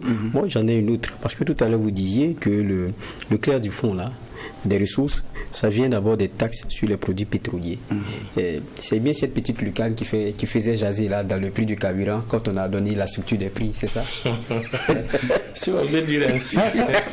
Si on peut dire ainsi. Si on peut dire ainsi, parce qu'effectivement, quand vous payez le carburant, c'est pour rouler. Donc, à quelque part, nous aussi, on demande quelque chose sur le prix du carburant pour pouvoir entretenir la route, pour pouvoir construire la route. C'est combien? Le pourcentage, c'est quoi, 15%? Bon, en fait, nous, on reçoit 50% des taxes collectées. D'accord. Voilà, et les 50%, c'est réparti entre les trésors, les collectivités, ainsi de suite. Mais moi, ça me turlupine, ça, parce que je disais à un moment donné que votre vocation, le fonds spécial, c'était de trouver les ressources innovantes. Bon, ça là, si c'est ça la première ressource, ça c'est pas encore innovant. Mais si oui, je suis d'accord, mais les ressources innovantes, il faut s'adosser à quelque chose. Voilà, même si vous voulez aller sur le marché, chercher le marché international pour chercher de l'argent, vous allez rembourser sur la base de quoi? Voilà. Aujourd'hui, par exemple, le remboursement des 200 milliards, c'est sur la TPP. Voilà. Donc, il n'y a pas les ressources innovantes, c'est surtout en termes de taux. Il faut avoir des taux quand même concessionnels pour ne pas avoir des taux d'intérêt trop lourds qui vont en tout cas saper un peu l'effort du fonds. Sinon, innovant, il n'y a pas d'autre mécanisme que de s'adresser à quelque chose. La TPP, taxe sur les produits pétroliers, comme disait tout à l'heure. Dernière question à vous. D'accord, si c'est la dernière, c'est un grand chantier sur lequel vous êtes. Aujourd'hui, quelles sont les innovations majeures et quelles sont les perspectives?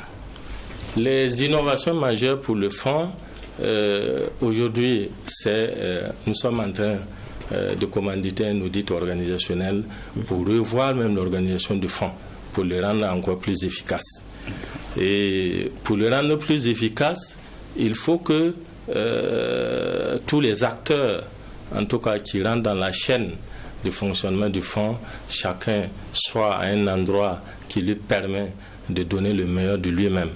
Ça, c'est un défi.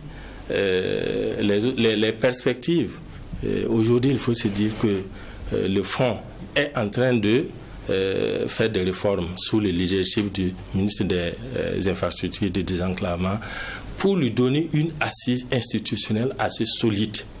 Parce qu'aujourd'hui, comme je vous disais, la mobilisation de la TPP, c'est pas simple. Vous voyez que nous sommes dans une période assez difficile. C'est un panier commun. Et dès que l'argent rentre quelque part pour qu'il ressorte, c'est un peu difficile. Or, nous aussi, on a une mission, il faut prendre en charge l'entretien, la construction. Vous voyez que le réseau aujourd'hui a pris un coup. C'est souvent par manque de ressources que vous voyez un peu le réseau dégradé. Donc, les réformes vont nous permettre de trouver des mécanismes pour collecter directement ces taxes sur les produits pétroliers afin de prendre correctement en charge les projets routiers. Voilà ce que je peux dire en termes de perspectives et de défis. En tout cas, ça a été un plaisir d'échanger avec vous et puis de mieux connaître ce fonds-là. Et vous êtes Théodore Ouedraogo, je rappelle, directeur général du FSA, bien entendu, Fonds spécial routier du Burkina Faso. Ça a été un plaisir de vous recevoir. C'est à vous également, merci. Merci aussi à vous, David Nana, d'être resté avec nous pour cette partie économie qui se poursuit. Et cette fois-ci, on va parler de l'UBS TV, entendez, Union burkinabé des éditeurs privés de services de télévision. Et l'UBS TV s'est réuni hier au Conseil supérieur de la communication et sur en Assemblée générale. Il était question donc de renouveler le bureau exécutif et l'Assemblée générale a porté Ismaël Ouedraogo, directeur général de la télévision Burkina Info, à la présidence de l'association. Il faut préciser qu'il remplace donc Issoufou Sarré, directeur général de la télévision BF1, qui donc était à la tête de l'UBS TV. L'élément est signé Amadou Boureima avec la voix de Michael Tougri. À l'issue de l'Assemblée générale de l'Union burkinabé des éditeurs privés de services de télévision UBS TV, Ismaël Ouedraogo, directeur général de la télévision Burkina Info, est porté à la présidence de l'association. Il remplace à ce poste son collègue de la télévision BF1. Pour Issoufou Sarré, président de l'UBS TV sortant, durant ses 3 ans passés à la tête de l'association, l'essentiel des actions menées par son équipe était axé sur un plaidoyer pour la réduction de la redevance de la télévision numérique terrestre TNT. Vous n'êtes pas sans savoir que durant ces 3 dernières années, l'une de nos difficultés majeures était que nous devions payer la somme de 85 millions TTC à la SBT pour pouvoir avoir une couverture nationale, ce qui a été jugé très exorbitant pour l'ensemble des éditeurs de services de télévision. Également, nous avons initié un certain nombre de formations, la formation par exemple en réalisation multicam, la formation en marketing digital, voilà, pour outiller davantage les différents travailleurs de nos différentes chaînes de télévision afin qu'ils soient davantage professionnels et qu'ils puissent disposer d'outils pour permettre à nos différentes chaînes de télé de mieux se positionner sur le marché. Pour le bureau entrant, avec à sa tête Ismaël Ouedraogo, l'objectif principal est de faire en sorte que les télévisions puissent continuer de rayonner et jouer pleinement leur rôle en cette période difficile pour le monde des médias. Dans ce contexte actuel au Burkina Faso, marqué par le défi sécuritaire, soutient le nouveau président de l'UBS TV, Ismaël Ouedraogo, les télévisions ont un rôle essentiel à jouer pour le retour de la paix, la croissance économique et le développement. Le nouveau bureau va continuer sur la même lancée que l'ancien parce que nous étions avec eux. C'est une continuité parce que nous sommes tous dans le même domaine, dans les mêmes difficultés, dans les mêmes perspectives. Donc le combat va se poursuivre. Combat, cela s'entend au sens péjoratif parce que ce n'est pas un combat acharné qu'on va mener, mais ce sont des discussions, ce sont des plaidoyers afin que les télés continuent d'occuper la place qui leur revient de droit dans la société burkinabé. Nous avons dit et nous avons répété, les télés ont un rôle essentiel à jouer pour le développement du Burkina et le rôle de UBS TV, c'est d'agréger toutes les compétences pour faire en sorte que les télés puissent continuer à jouer pleinement leur rôle. Créée en 2016, l'Union burkinabé des éditeurs privés de services de télévision UBS TV regroupe les télévisions privées du Burkina Faso. Sa mission principale est de contribuer à une meilleure régulation du marché audiovisuel, mais aussi l'amélioration de la qualité de l'audiovisuel à travers une saine émulation entre les différentes chaînes de télévision. Nous allons nous intéresser à l'immobilier avec la société de promotion immobilière Abdoul Service qui a animé une conférence de presse et une visite terrain et ce sur ses sites de Saba et de Boissa, une sortie qui fait suite aux récentes revendications de résidents. Abdoul Service a confié souffrir le martyr pour disposer des titres fonciers individuels.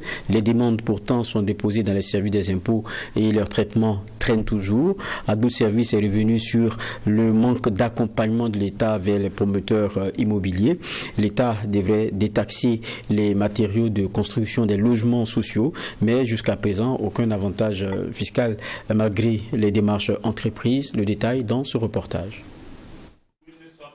Avec une dizaine d'années d'expérience dans la promotion immobilière, Abdoul Service International a commencé ses activités au Burkina Faso en 2012. La société dispose de 9 sites et affirme avoir logé jusqu'à ce jour 80 000 personnes. Selon son promoteur Abdoul Ouedraogo, la société rencontre des difficultés dans l'acquisition des titres fonciers individuels. Le promoteur d'Abdoul Service dit avoir déposé des dossiers pour l'acquisition des titres fonciers de Saba 2 au service des impôts depuis mars 2020, mais la société n'a pas encore eu gain de cause. Le 24/3/2020 qu'on a déposé et jusqu'à l'heure on n'a pas encore eu les titres fonciers. Et je précise que c'est Saba 2. Et les journalistes quand même qui veulent vraiment avoir plus d'informations, ils peuvent se rendre même aux impôts pour demander voici ce qu'Abdoul Service les dit là c'est faux ou c'est vrai. Mais à un certain moment, comme nous sommes en partenariat avec les impôts, nous pouvons quand même dire à tout moment aux clients ce qui se passe au niveau des impôts. Nous faisons des démarches auprès des travailleurs des impôts pour les faire comprendre la réalité. Mais vu que ça a dégénéré comme ça, et d'autres même se permettent de venir dire qu'Abdoul Service, ils sont là-bas 5 ans, ils n'ont pas de papiers, nous précisons que Saba 2, nous avons un titre foncier maire et nous avons des titres fonciers individuels. Et il y a des titres fonciers qu'on a déposés depuis 2020, on n'est pas encore entré en position de ça. Les preuves là sont là. La loi 057 de 2008 portant promotion immobilière au Burkina Faso, dans son article 29, accorde des avantages aux promoteurs immobiliers pour la réalisation de logements sociaux. Les promoteurs immobiliers bénéficient d'avantages spécifiques, notamment fiscaux pour l'importation des principaux matériaux de construction. Pour Abdoul Ouedraogo, jusqu'à présent, aucun avantage n'a été accordé à sa société. De 7 ans à maintenant, on n'a jamais eu cette occasion. Si dit qu'on n'a pas encore été là-bas, c'est compliqué. Nous, on a été là-bas à plusieurs reprises. Mais tenez-vous bien que si vous ne pédalez pas le même vélo, c'est un peu compliqué. D'autres promoteurs immobiliers, ils n'ont pas besoin des matériaux de construction. Il y a d'autres qui vendent que des terrains. Aujourd'hui, à notre niveau, nous construisons des maisons. Nous avons fait ces approches, on n'a pas eu gain de cause. C'est tout ça là qui a amené ça.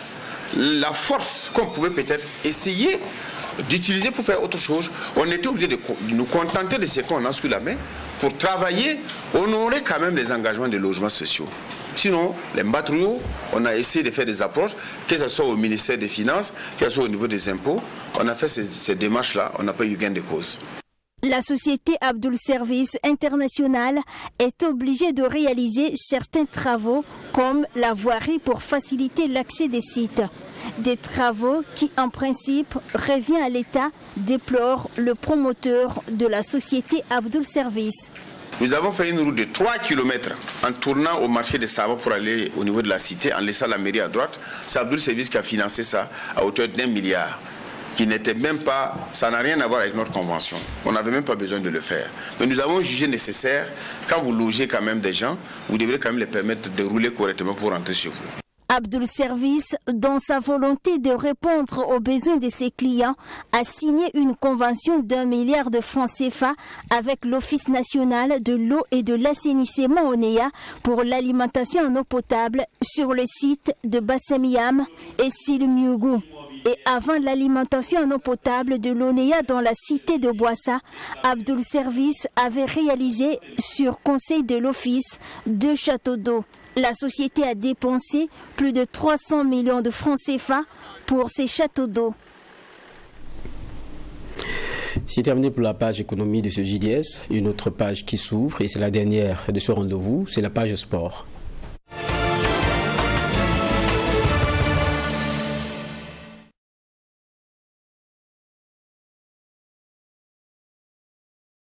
Cela s'est couru hier samedi à Ouagadougou et c'est le Ghanéen Richard Kouétou qui a bouclé les 42 km en 2h40 40 secondes. Il s'en sort avec le trophée, donc la médaille d'or et la somme d'1 million de francs CFA. Le champion est suivi de 2 autres de ses compatriotes, John William Somda pour le point. Le bobo du Moro Naba pour le Ghanéen Richard Kouétou. Le Black Star a en effet dominé la 5e édition du marathon des échangeurs organisé par la télévision privée BF1. Au départ, sur l'esplanade du Palais des Sports de Ouaga 2000, Richard avait en face de lui plus de 300 autres concurrents. À peine le premier kilomètre passé que différents groupes se forment. Dans le premier et qui parvient en tête au niveau de l'échangeur de Ouaga 2000, le Ghanéen est accompagné de 3 de ses compatriotes, dont Malam Yampouti et Raza Lagblé. Avec des foulées bien régulières, les étoiles noires filent et commencent à lâcher leurs poursuivants. Émile Bonkongo, le premier Burkinabé, tente de suivre la cadence, mais finit lui aussi par laisser filer les Ghanéens à partir de l'échangeur du Nord, communément appelé celui de Tampuy. À moins de 10 km, Kouétou prend de la distance vis-à-vis de ses frères et se lance seul vers la ligne d'arrivée. Il ne sera pas rattrapé et franchit la ligne en solitaire après 2h40 06 secondes.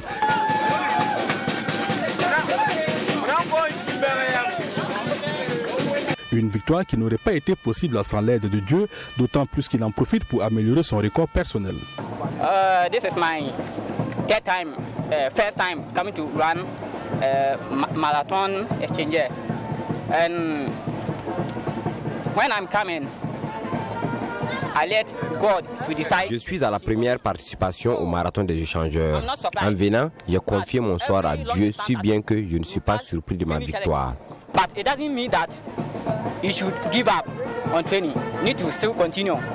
Dans les courses de longue distance, vous devez maintenir le cap et ne jamais abandonner.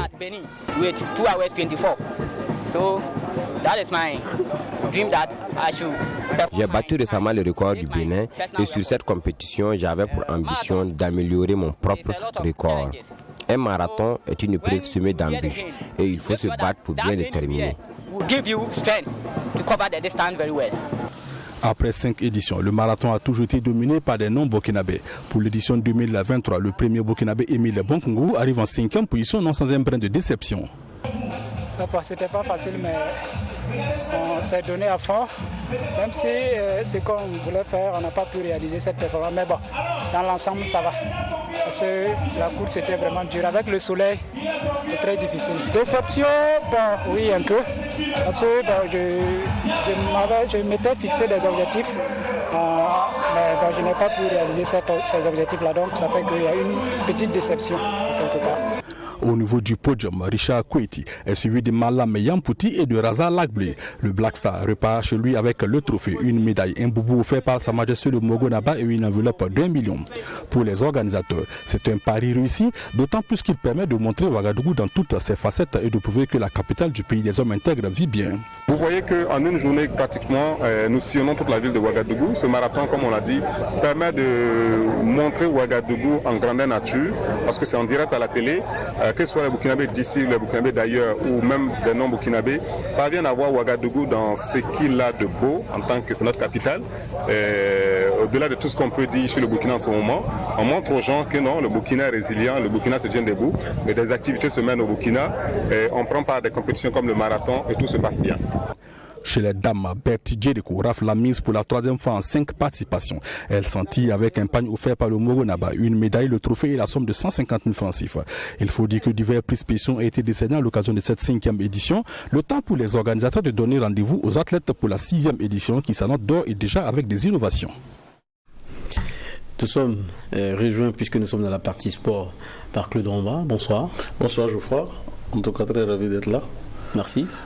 Et on a des sportives avec nous. On a Madina Romba qui joue à Fatim Karagumruk, 5e du championnat. Bonsoir. Bonsoir. Merci d'être avec nous. On est aussi avec Balkissa Savadogo qui est à Phare de Rabat. Bonsoir. Bonsoir. En tout cas, c'est pas tout le temps en tout cas qu'on reçoit ici des professionnels footballeuses, comme on dit, des joueuses du foot. C'est vrai qu'on a l'habitude de recevoir donc les professionnels hommes, mais là pour dire également aussi que le Burkina arrive à s'exporter et de façon un peu éparse, un peu partout, et ça c'est assez intéressant. Je pense que la CAN a ouvert quand même la voie par rapport à ça. Peut-être qu'on reviendra là-dessus. On reviendra là-dessus, mais tout on a vu ce marathon-là. C'est 3 gagnés qui nous coiffent ici à Ouaga, sur 42 km. C'est quoi? On s'y intéresse pas trop ou bien Non, pas qu'on s'y intéresse pas trop. Je pense que il y a du travail qui est fait, mais en même temps aussi, il faut savoir que c'est des disciplines avec des des pays qui sont assez reconnus par rapport à ça. Le Ghana quand même en Afrique de l'Ouest a longtemps travaillé sur le marathon, et aujourd'hui ça leur donne des lauriers. Il faut dire que eux ce sont des vrais compétiteurs, c'est des athlètes qui se préparent sur l'année et qui participent à plusieurs marathons.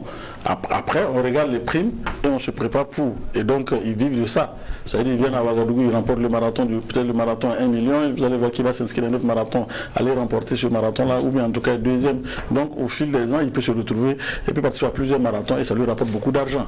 Voilà, donc c'est vraiment des professionnels, alors qu'ici, il est rare de voir les Burkinabés aller titiller donc, les autres dans les autres pays. C'est plus à la maison, on essaie donc de courir ou en tout cas de compter sur les marathons. Mais à partir du moment où ça atteint un autre niveau, ça devient difficile.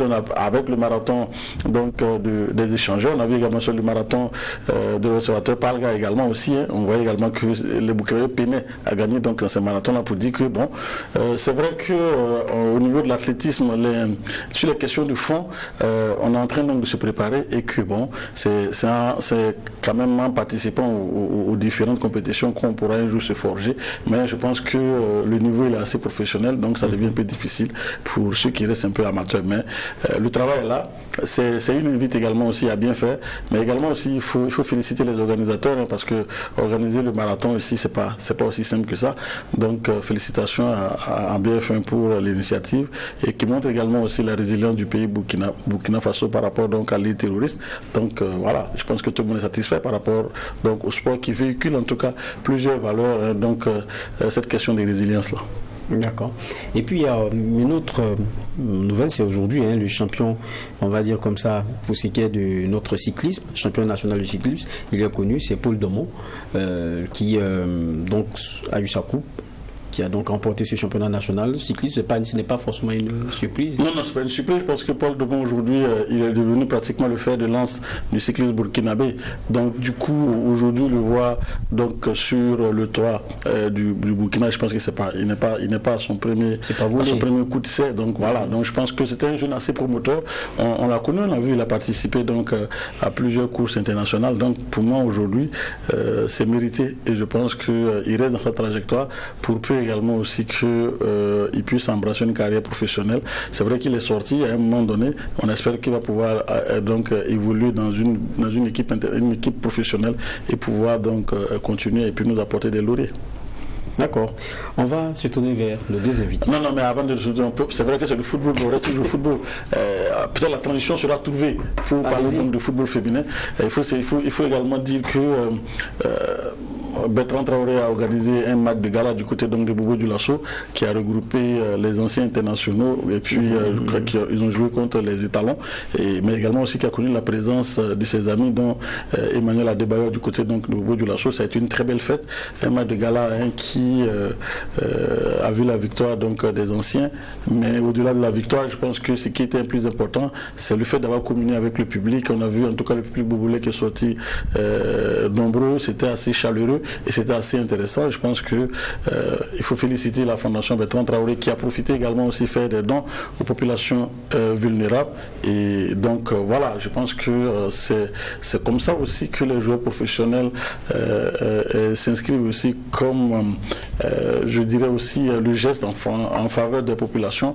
Et donc c'est assez important et je pense que ça doit aussi inviter les autres aussi à franchir le pas pour être utile à sa communauté également aussi et être à l'écoute de sa communauté et pourquoi pas venir en aide à cette communauté-là. Je pense que c'est aussi ce devoir social-là que les joueurs aussi doivent avoir et je pense que ça, c'est un bon exemple et ça, c'est à saluer.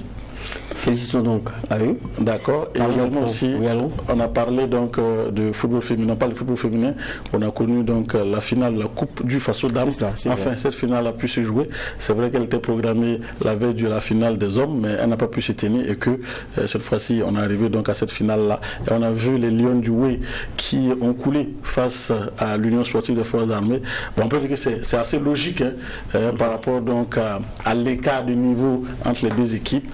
Je faut dire que le football féminin est dominé maintenant par deux mastodontes, c'est les Étincelles et l'USFA qui arrivent donc à l'écart est grand avec les autres, mais je pense que c'est en train de s'amenuiser. Le score de la finale 4-0, mais au-delà du score, je pense que on a vu de bonnes choses. On voit que le football féminin est en nette progression. Dans la transition, je vais vous parler donc des professionnels qui sont là. Si, je m'imagine Madine et Bakissa, vous avez suivi le match de ce soir, non? Oui. Si. 4-0 quand même, c'est sans appel. Hein. Ça vous a rappelé beaucoup de choses? Oui, c'était intéressant. C'était surtout pour moi de voir que mon ancien club a fait pratiquement le triplé cette année.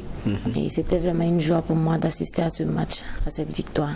D'accord. Il faut dire que de l'USFA, bon, je pense que vous connaissez bien, vous jouez, Étincelle l'USFA, bon, c'est pratiquement les faux asphalt du football au niveau masculin. Donc voilà, c'est vrai que quand Étincelle réussit, après c'est l'USFA, mais cette année quand même on a vu l'USFA qui a écrasé, qui a écrasé la compétition.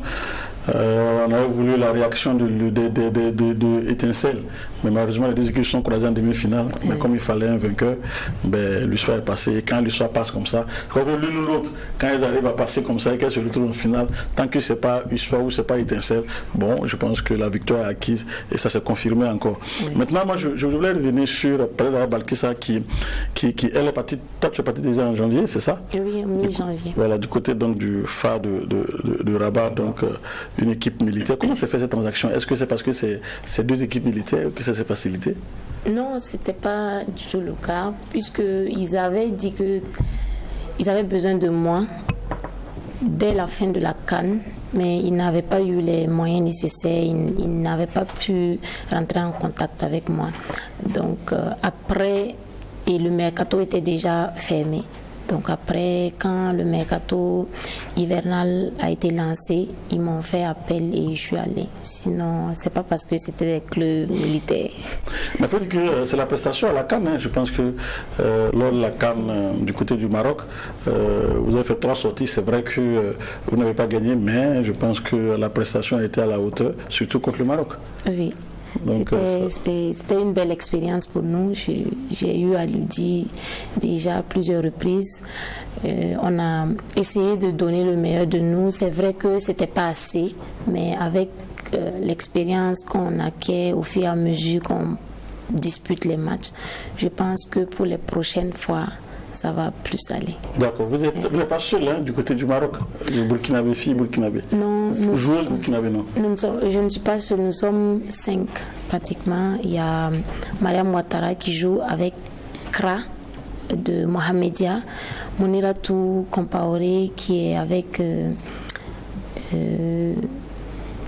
elle est deuxième du championnat. Il y a Damata Sawadogo qui est en deuxième division et il y a Limata Nikiema également en première division. Mais vous arrivez à vous rencontrer souvent ou vous vous appelez seulement? Parce que c'est quand même des villes éloignées. Hein? Oui, ce sont des villes éloignées. Nous n'avons pas eu le temps pendant le championnat de se rencontrer parce que les matchs étaient un peu serrés, les entraînements. Mais lors des différentes confrontations, nous nous sommes vus, nous sommes rencontrés et nous sommes actuellement en regroupement ensemble ici. D'accord. Mais vous vous appelez quand même, vous appelez pour faire des échanges et tout? Oui, pour faire des échanges, pour discuter un peu, voilà. D'accord. Donc à ma parente, donc le Rambo aussi arrive à s'exporter et ça c'est déjà important. Donc Madina, vous ça fait pas 1 an déjà? Oui, 1 an. Elle est du côté de la Turquie. Du côté de la Turquie, mais le club n'est pas facile, hein. Fatim Karagümrük. La langue c'est pas un handicap? Bon, l'arabe un peu. D'accord. Oui. Mais non, tu parles arabe? Un peu. D'accord. Mais déjà, vous laissez votre championnat il y a 1 an, il n'y a pas si longtemps. Quand vous y arrivez, c'est quand même un peu la cassure. Vous voyez que c'est très différent de ce que nous avons ici. Déjà en termes d'infrastructure, la façon de prendre même ce football féminin, et puis le professionnalisme qu'il y a derrière, ça frappe, c'est sûr. Vraiment, qu'est-ce qui vous a frappé? Qu'est-ce que vous a marqué, Madina? Bon, mais pour moi, je me suis vite habituée parce que là où j'étais même, il y avait l'ambiance et tout, et puis aussi le coach est là avec nous. Et à la maison tout le temps. Donc je dirais que non, ça n'a pas... Pour moi, je me suis bien... Tu t'es vite adapté? Oui. Donc ça n'a pas été difficile pour toi? Non. Pas de dépaysement? Non. Tu es seule là-bas? Non, pas seule. Non, je suis avec d'autres filles africaines aussi. Non, je veux dire, à part dans ma famille, tu es seule, c'était ta première expérience aussi de sortie. Effectivement. Voilà, c'est ce qu'on veut dire. Oui. Donc tout le temps, tu as fait 5e du championnat, c'est ça? Oui, 5e. Ça n'a pas été facile? Bon, ça n'a pas été facile en tout cas. Bon, on a fait de notre mieux. Bon, puis on était, à l'aller, on était 2e. Bon, mais vu le play-off qu'il y a eu à se jouer, ça fait qu'on a eu un peu de difficultés. Et puis il y avait trop de blessés aussi chez nous. Donc ça a fait que ça soit ainsi. Balkissa, il y a eu forcément un changement. Vous étiez à l'histoire, c'est les entraînements et les infrastructures. Au Maroc, on sait également aussi le sérieux qu'il y a et tout ça. Ça vous a quand même un peu surpris de voir beaucoup de, je dirais, on s'intéressait beaucoup plus à vous parce que là, beaucoup d'organisations autour de l'équipe. Oui. Il y a eu, je dirais qu'il y a eu un grand changement au niveau des entraînements, les heures d'entraînement, le niveau de l'entraînement. Il y a eu beaucoup d'évolutions, beaucoup de différences, choses que je ne faisais pas forcément ici. Vous savez très bien que le niveau du football est différent. Mais l'adaptation, c'était pas trop difficile parce que j'avais un entraîneur qui était vraiment aux petits soins. Il faisait tout pour que je me sente chez moi. Donc ça s'est bien passé. D'accord. On va revenir donc à votre regroupement. Vous êtes là et que vous devez jouer bientôt pour les éliminatoires des Jeux Olympiques Paris 2024. C'est ça, vous êtes dans le regroupement du côté du Comet? Oui. Maintenant ça va, les regroupements ont changé, les conditions sont bonnes. On vous a vu surtout, on a vu donc ce coup de gueule. Donc avant la CAN, on s'occupait bien de nous, ne traite pas aussi comme les hommes. Mais est-ce qu'il y a des changements? On n'a pas demandé à ce qu'on nous traite typiquement comme les hommes, mais qu'il y ait un peu d'amélioration. Bon, on ne dira pas que ça a changé. On est toujours dans l'attente d'une certaine amélioration. D'accord. Je pense que c'est l'avis des Balkissa d'abord. Mais là, je pense que non. C'est vrai on n'a pas entendu. Non, mais je pense que.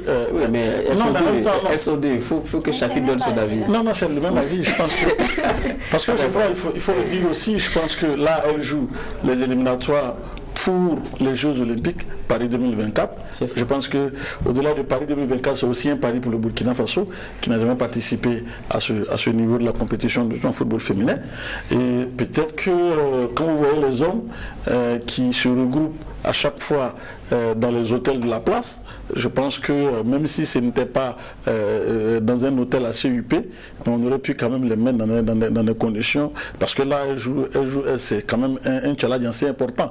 On peut comprendre que le U20 ou en tout cas les petites catégories soient là-bas, mais là, c'est vrai que c'est le U23, mais je pense aussi que quand même, il faut aussi un peu d'égard par rapport donc aux filles. En même temps, ça lance le débat sur cette question. Donc on a vu de plus en plus dans le monde entier, surtout aux États-Unis, avec la capitaine qui est sortie, qui demande à ce qu'il y ait plus d'équité. Et je pense qu'eux, ils sont arrivés même à mettre le barème pratiquement, même pas pratiquement, c'est les mêmes primes de match que vous touchez que les hommes. Mais chez nous, c'est pas comme ça. Mais je sais qu'au niveau des hommes, c'est 3 millions. Il y a encore beaucoup de différence. Même là-bas, il y a encore beaucoup de différence. Mais chez nous, il faut dire que l'écart, il est tellement grand. Mais on est content de vous voir parce qu'on sait qu'au-delà de tout, vous arrivez donc avant le football burkinabé. Elles sont titulaires dans leur club et ça, c'est important. Oui, mais justement, sur ce sujet-là, parce que c'est quelque chose qui revient très souvent quand on parle du football féminin. Même quand on vient jouer pour la patrie au même titre que les hommes, c'est toujours pas dans les mêmes conditions. Déjà que eux-mêmes, leurs conditions ne sont pas forcément les meilleures, hein, ça c'est clair. Donc ça veut dire que les votes, c'est encore moins enviable. Mais là, qu'est-ce que les coachs vous disent? Qu'est-ce que les encadreurs vous disent pour maintenir toujours cette flamme-là quand même, pour maintenir cette envie de donner? Qu'est-ce qu'ils vous disent très souvent sur la question? Je pense que vous discutez ensemble. Oui. Les coachs nous encouragent toujours à mieux faire, à donner le meilleur de nous-mêmes, tout en nous disant, je cite, si vous voulez qu'on vous respecte, si vous voulez qu'on s'occupe de vous, il va falloir jouer encore mieux. Il va falloir montrer que vous méritez ce que vous demandez. Donc, on est obligé de s'encourager entre nous, de donner le meilleur de nous-mêmes, d'essayer d'aller au-delà de ce qu'on nous demande pour pouvoir... Ouais, mais le discours seul, est-ce que ça suffit à la fin? Le discours seul ne suffit pas, mais à un certain moment donné, c'est un choix que nous avons fait. Le football, c'est vrai que c'est une passion, mais c'est quelque chose aujourd'hui qui nous rapporte. C'est-à-dire, on a pris ça comme un métier. C'est ça. Donc, on est obligé de jouer, on est obligé de faire en attendant que ça s'améliore. Je ferai un truc de rappel aussi, il faut dire qu'après la participation des étalons d'âme à la CAN, ça fait 100 millions qui sont tombés dans les cagnottes de la Fédération burkinabé de football. Donc à partir de ce moment aussi, il faut peut-être avoir un peu plus d'égard pour l'équipe nationale féminine. Elles ont dit quelque chose qui est assez important. Avant, on n'avait pas de professionnels comme ça, je crois que c'était une ou deux, et qui n'étaient pas loin, mais là, on voit que de plus en plus, on a des professionnels du côté de la Turquie, du côté donc du Maroc. Ça veut dire que quelque part aussi, nos filles sont en train donc de partir. Il faut également aussi qu'au niveau donc de l'organisation aussi, il faut que ça suive, parce que elles ne sont pas dans les clubs, elles ne sont pas dans ces conditions. Donc ça. Il faut aussi avoir des conditions un peu optimum pour leur permettre d'avoir de meilleurs résultats. Justement, quand vous venez aujourd'hui jouer pour on va dire le pays et tout, est-ce que ça se passe un peu comme chez les hommes où il y a quelquefois des entraîneurs qui sont un peu grincheux, qui disent bon écoute, si vous allez vous blesser, on fait comment? Bon, je ne suis pas trop prêt à vous laisser partir. Est-ce que quelquefois ça se discute comme ça? Ou bien bon, ils sont compréhensifs, ça va, ça passe? Moi, je dirais que ça va, en tout ça cas. Va. Oui. Apparemment pour Madina tout est bon. Madina tout est bon. Non, mais je pense que quelque chose a changé quand vous êtes arrivé à Ouaga. Les gens, quand les gens vous voient, ça a changé. Madina par exemple. Bon, moi par exemple, les gens qui nous regardent, bon, ils nous prennent comme des stars maintenant. C'est normal, bon, on fait avec seulement. J'ai vu que ce soir, les gens couraient derrière vous prendre des photos. Oui. Est-ce que ça change un peu dans la tête, par exemple, ça fait changer quelque chose? Oui. Moi, personnellement, ça me plaît et d'un côté, ça me pousse encore à faire mieux parce que je me dis que si pour l'instant, avec le peu que je fais déjà sur le terrain, les gens m'aiment et me prennent déjà comme un bon exemple, je dois encore faire plus. Je dois lever la barre encore plus haute. D'accord. Vous jouez, c'est les étoiles, c'est quand? C'est quand déjà? Les éliminatoires, l'aller c'est pour le 10 juillet. Le 10 juillet. Et le retour c'est le 18. Vous jouez tous les matchs à l'extérieur, vous? Oui. Bon, on n'a pas le terrain. Mais c'est différent quand même. Bon, quand je dis c'est différent, il faudrait avoir eu les deux expériences parce que depuis... C'est le Mali, c'est ça? Oui, le Mali. Le Mali, vous les avez déjà croisés, hein? Une fois, pas encore? Dans les confrontations? Oui, 2018. 2018. Oui. Il faut, oui. En Côte d'Ivoire. Vous êtes confiante? Ah non, nous rassurez-nous quand même. Non, c'est quand même aussi, je pense qu'ils mettent beaucoup de moyens aussi dans le football féminin. Ils mettent beaucoup de moyens dans le football féminin pour, évidemment, je pense que les éliminatoires des Jeux Olympiques, sur votre trajectoire aussi, il y a la Tunisie, non? Ou c'est le Maroc, je ne sais plus. Après, je pense que si on franchit ce cap, il doit avoir une grosse élève. Mais la Zambie. C'est la Zambie, ok. Donc, c'est dit que c'est possible hein, d'aller à Paris. Vous y croyez? Oui. Vous y croyez? On croit, oui. D'accord. Donc, vous plaidez également aussi pour qu'on améliore également aussi vos primes, c'est sûr. Effectivement. Vous voulez avoir les primes comme les autres? Bon. Non, pas un peu sensiblement, quoi. Voilà. Vous pouvez essayer progressivement d'améliorer pour que... Est-ce que vous sentez que là-dessus, il y a au moins des oreilles attentives? Est-ce qu'on vous écoute? On vous écoute. Pas trop, parce qu'elle a dit les choses. Parce que depuis le coup de sang qui a été, on a vu hein, par rapport donc, aux préparations de la CAN, on a essayé et tout, surtout Twitter TV, mais c'est vrai que ça avait choqué le monde du football, tout le pays, et qu'après on a vu toute cette prestation qu'elles ont eue au niveau de la CAN, mais en réalité, pas grand-chose n'a changé. Je pense aussi qu'il faut peut-être secouer le cocotier pour que, bon, on commence à regarder un peu plus vers le football féminin. Je peux comprendre, je l'ai dit, je peux comprendre dans les petites catégories hein, qu'on puisse chose, mais quand c'est des matchs d'envergure où on fait même appel aux professionnels, il faut tenir compte de cela, de leur statut de professionnel. Aujourd'hui, c'est ça qui tire vers le haut. Je pense que quand Bertrand Traoré arrive en équipe nationale, il a besoin d'un certain nombre de commodités. Et c'est ça qui pousse les autres à aller vers le haut et à améliorer les conditions. C'est vrai qu'il n'a pas les mêmes conditions que Aston Villa ou, je dirais, à Bordeaux pour Dango Ouattara, mais quand ils arrivent, ils sentent un peu que le cadre a changé et que voilà. Je pense aussi que c'est ce qu'elle demande.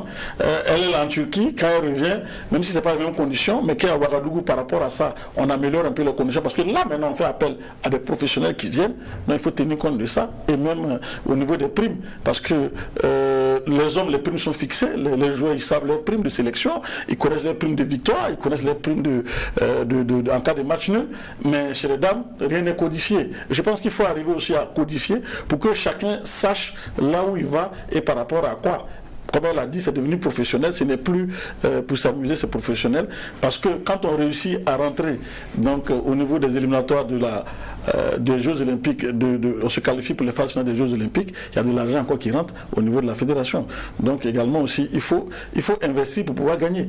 Donc je pense aussi qu'il faut le faire. Moi je ne suis pas plus du domaine, et quand vous dites rien de codifié, donc Baptiste, quand vous partez on a vu à la jouer, vous ne savez même pas, bon, en cas de victoire c'est quoi, en cas de match nul c'est quoi, en cas de défaite c'est quoi, on ne vous dit rien?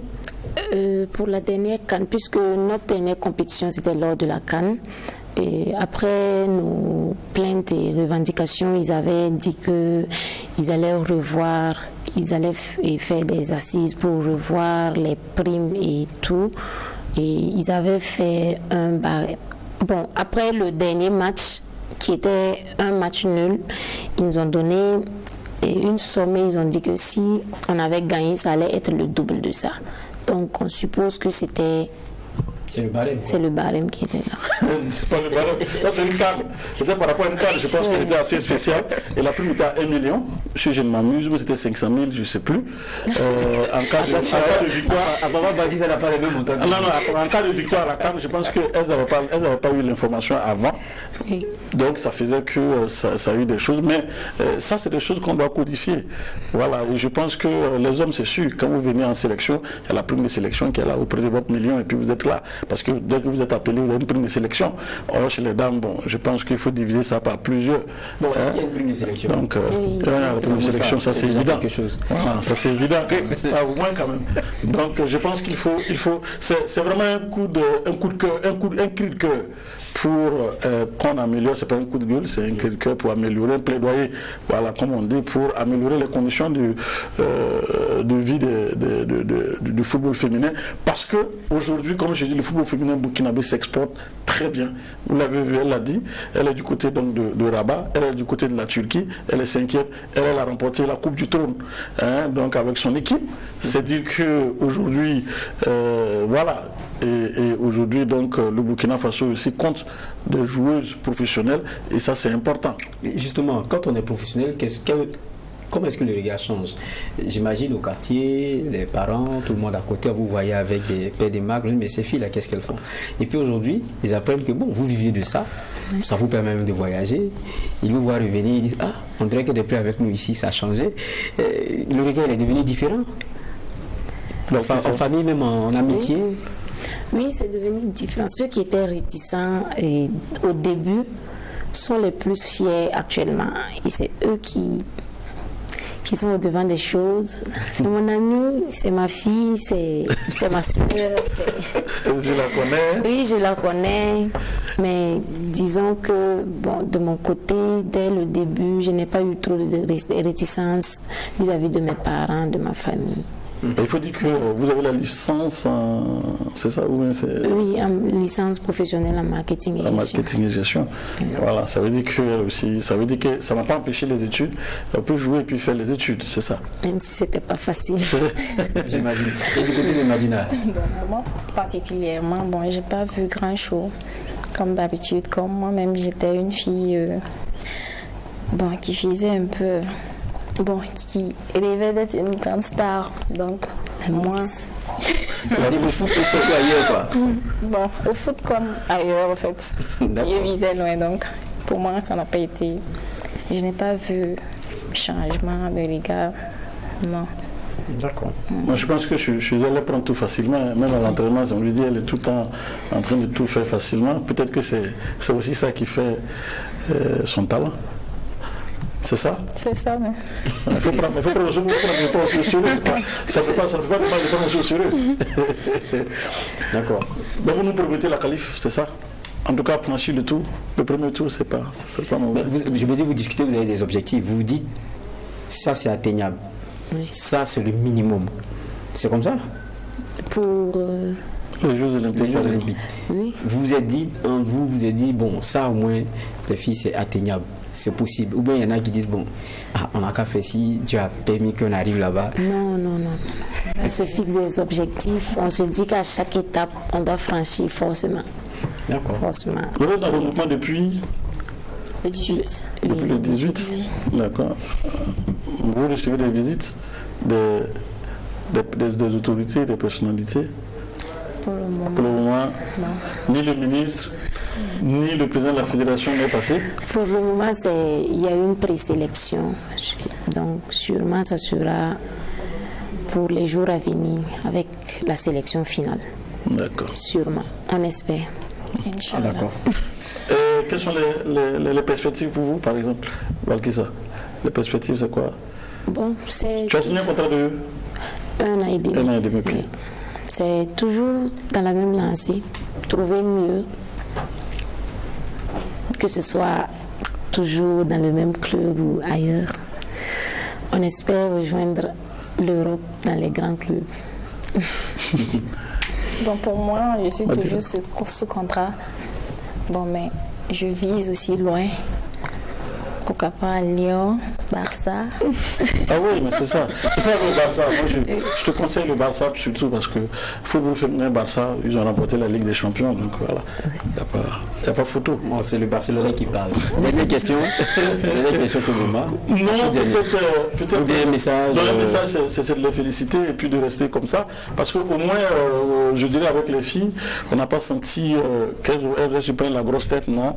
Elles ont la tête sur les épaules. C'est vrai vrai que ça fait plaisir de les voir. Quand tu les vois aujourd'hui au stade et que on disait elle est en Turquie, elle est au Maroc, elle est ici, elle est là, c'est quand même, ça fait plaisir parce que quand la liste des étalons va tomber, quand vous allez la lire, vous allez voir donc des joueuses professionnelles là-dedans et je crois que du côté des autres aussi, ça va commencer donc à faire que le Burkina sera de plus en plus au sérieux par rapport donc au football féminin, parce que quand on va regarder la liste du Burkina, il y a des joueuses qui sont donc soit en Europe, soit au nord de l'Afrique. Donc je pense que c'est assez important. Félicitations à vous.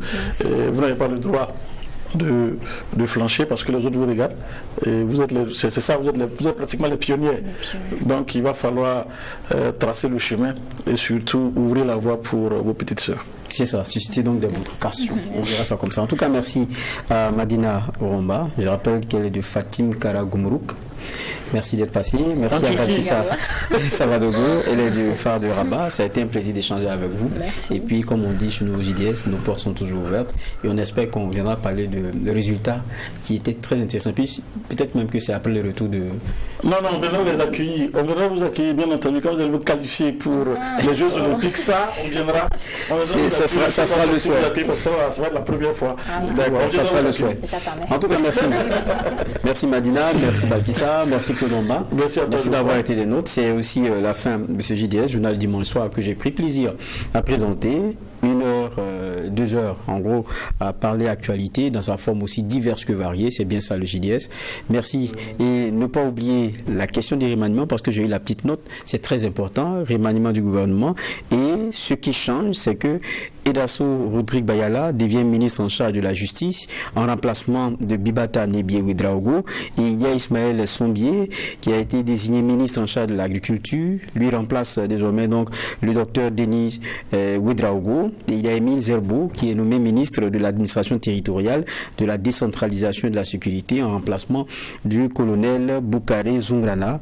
Et il y a Roger Barreau qui prend les rênes, Roger Barreau qui prend les rênes du département de l'environnement, en remplacement du docteur Augustin Kabouré. Je rappelle, Edasso Rodrigue Bayala qui devient ministre en charge de la justice en remplacement de Bibata Nebié Ouedraogo, Ismaël Sombié qui a été désigné ministre en charge de l'agriculture en remplacement du docteur Denis Ouedraogo, Émile Zerbo qui est nommé ministre de l'administration territoriale, de la décentralisation et de la sécurité en remplacement du colonel Boukaré Zungrana, et Roger Barreau qui prend les rênes du département de l'environnement en remplacement du docteur Augustin Kabouré.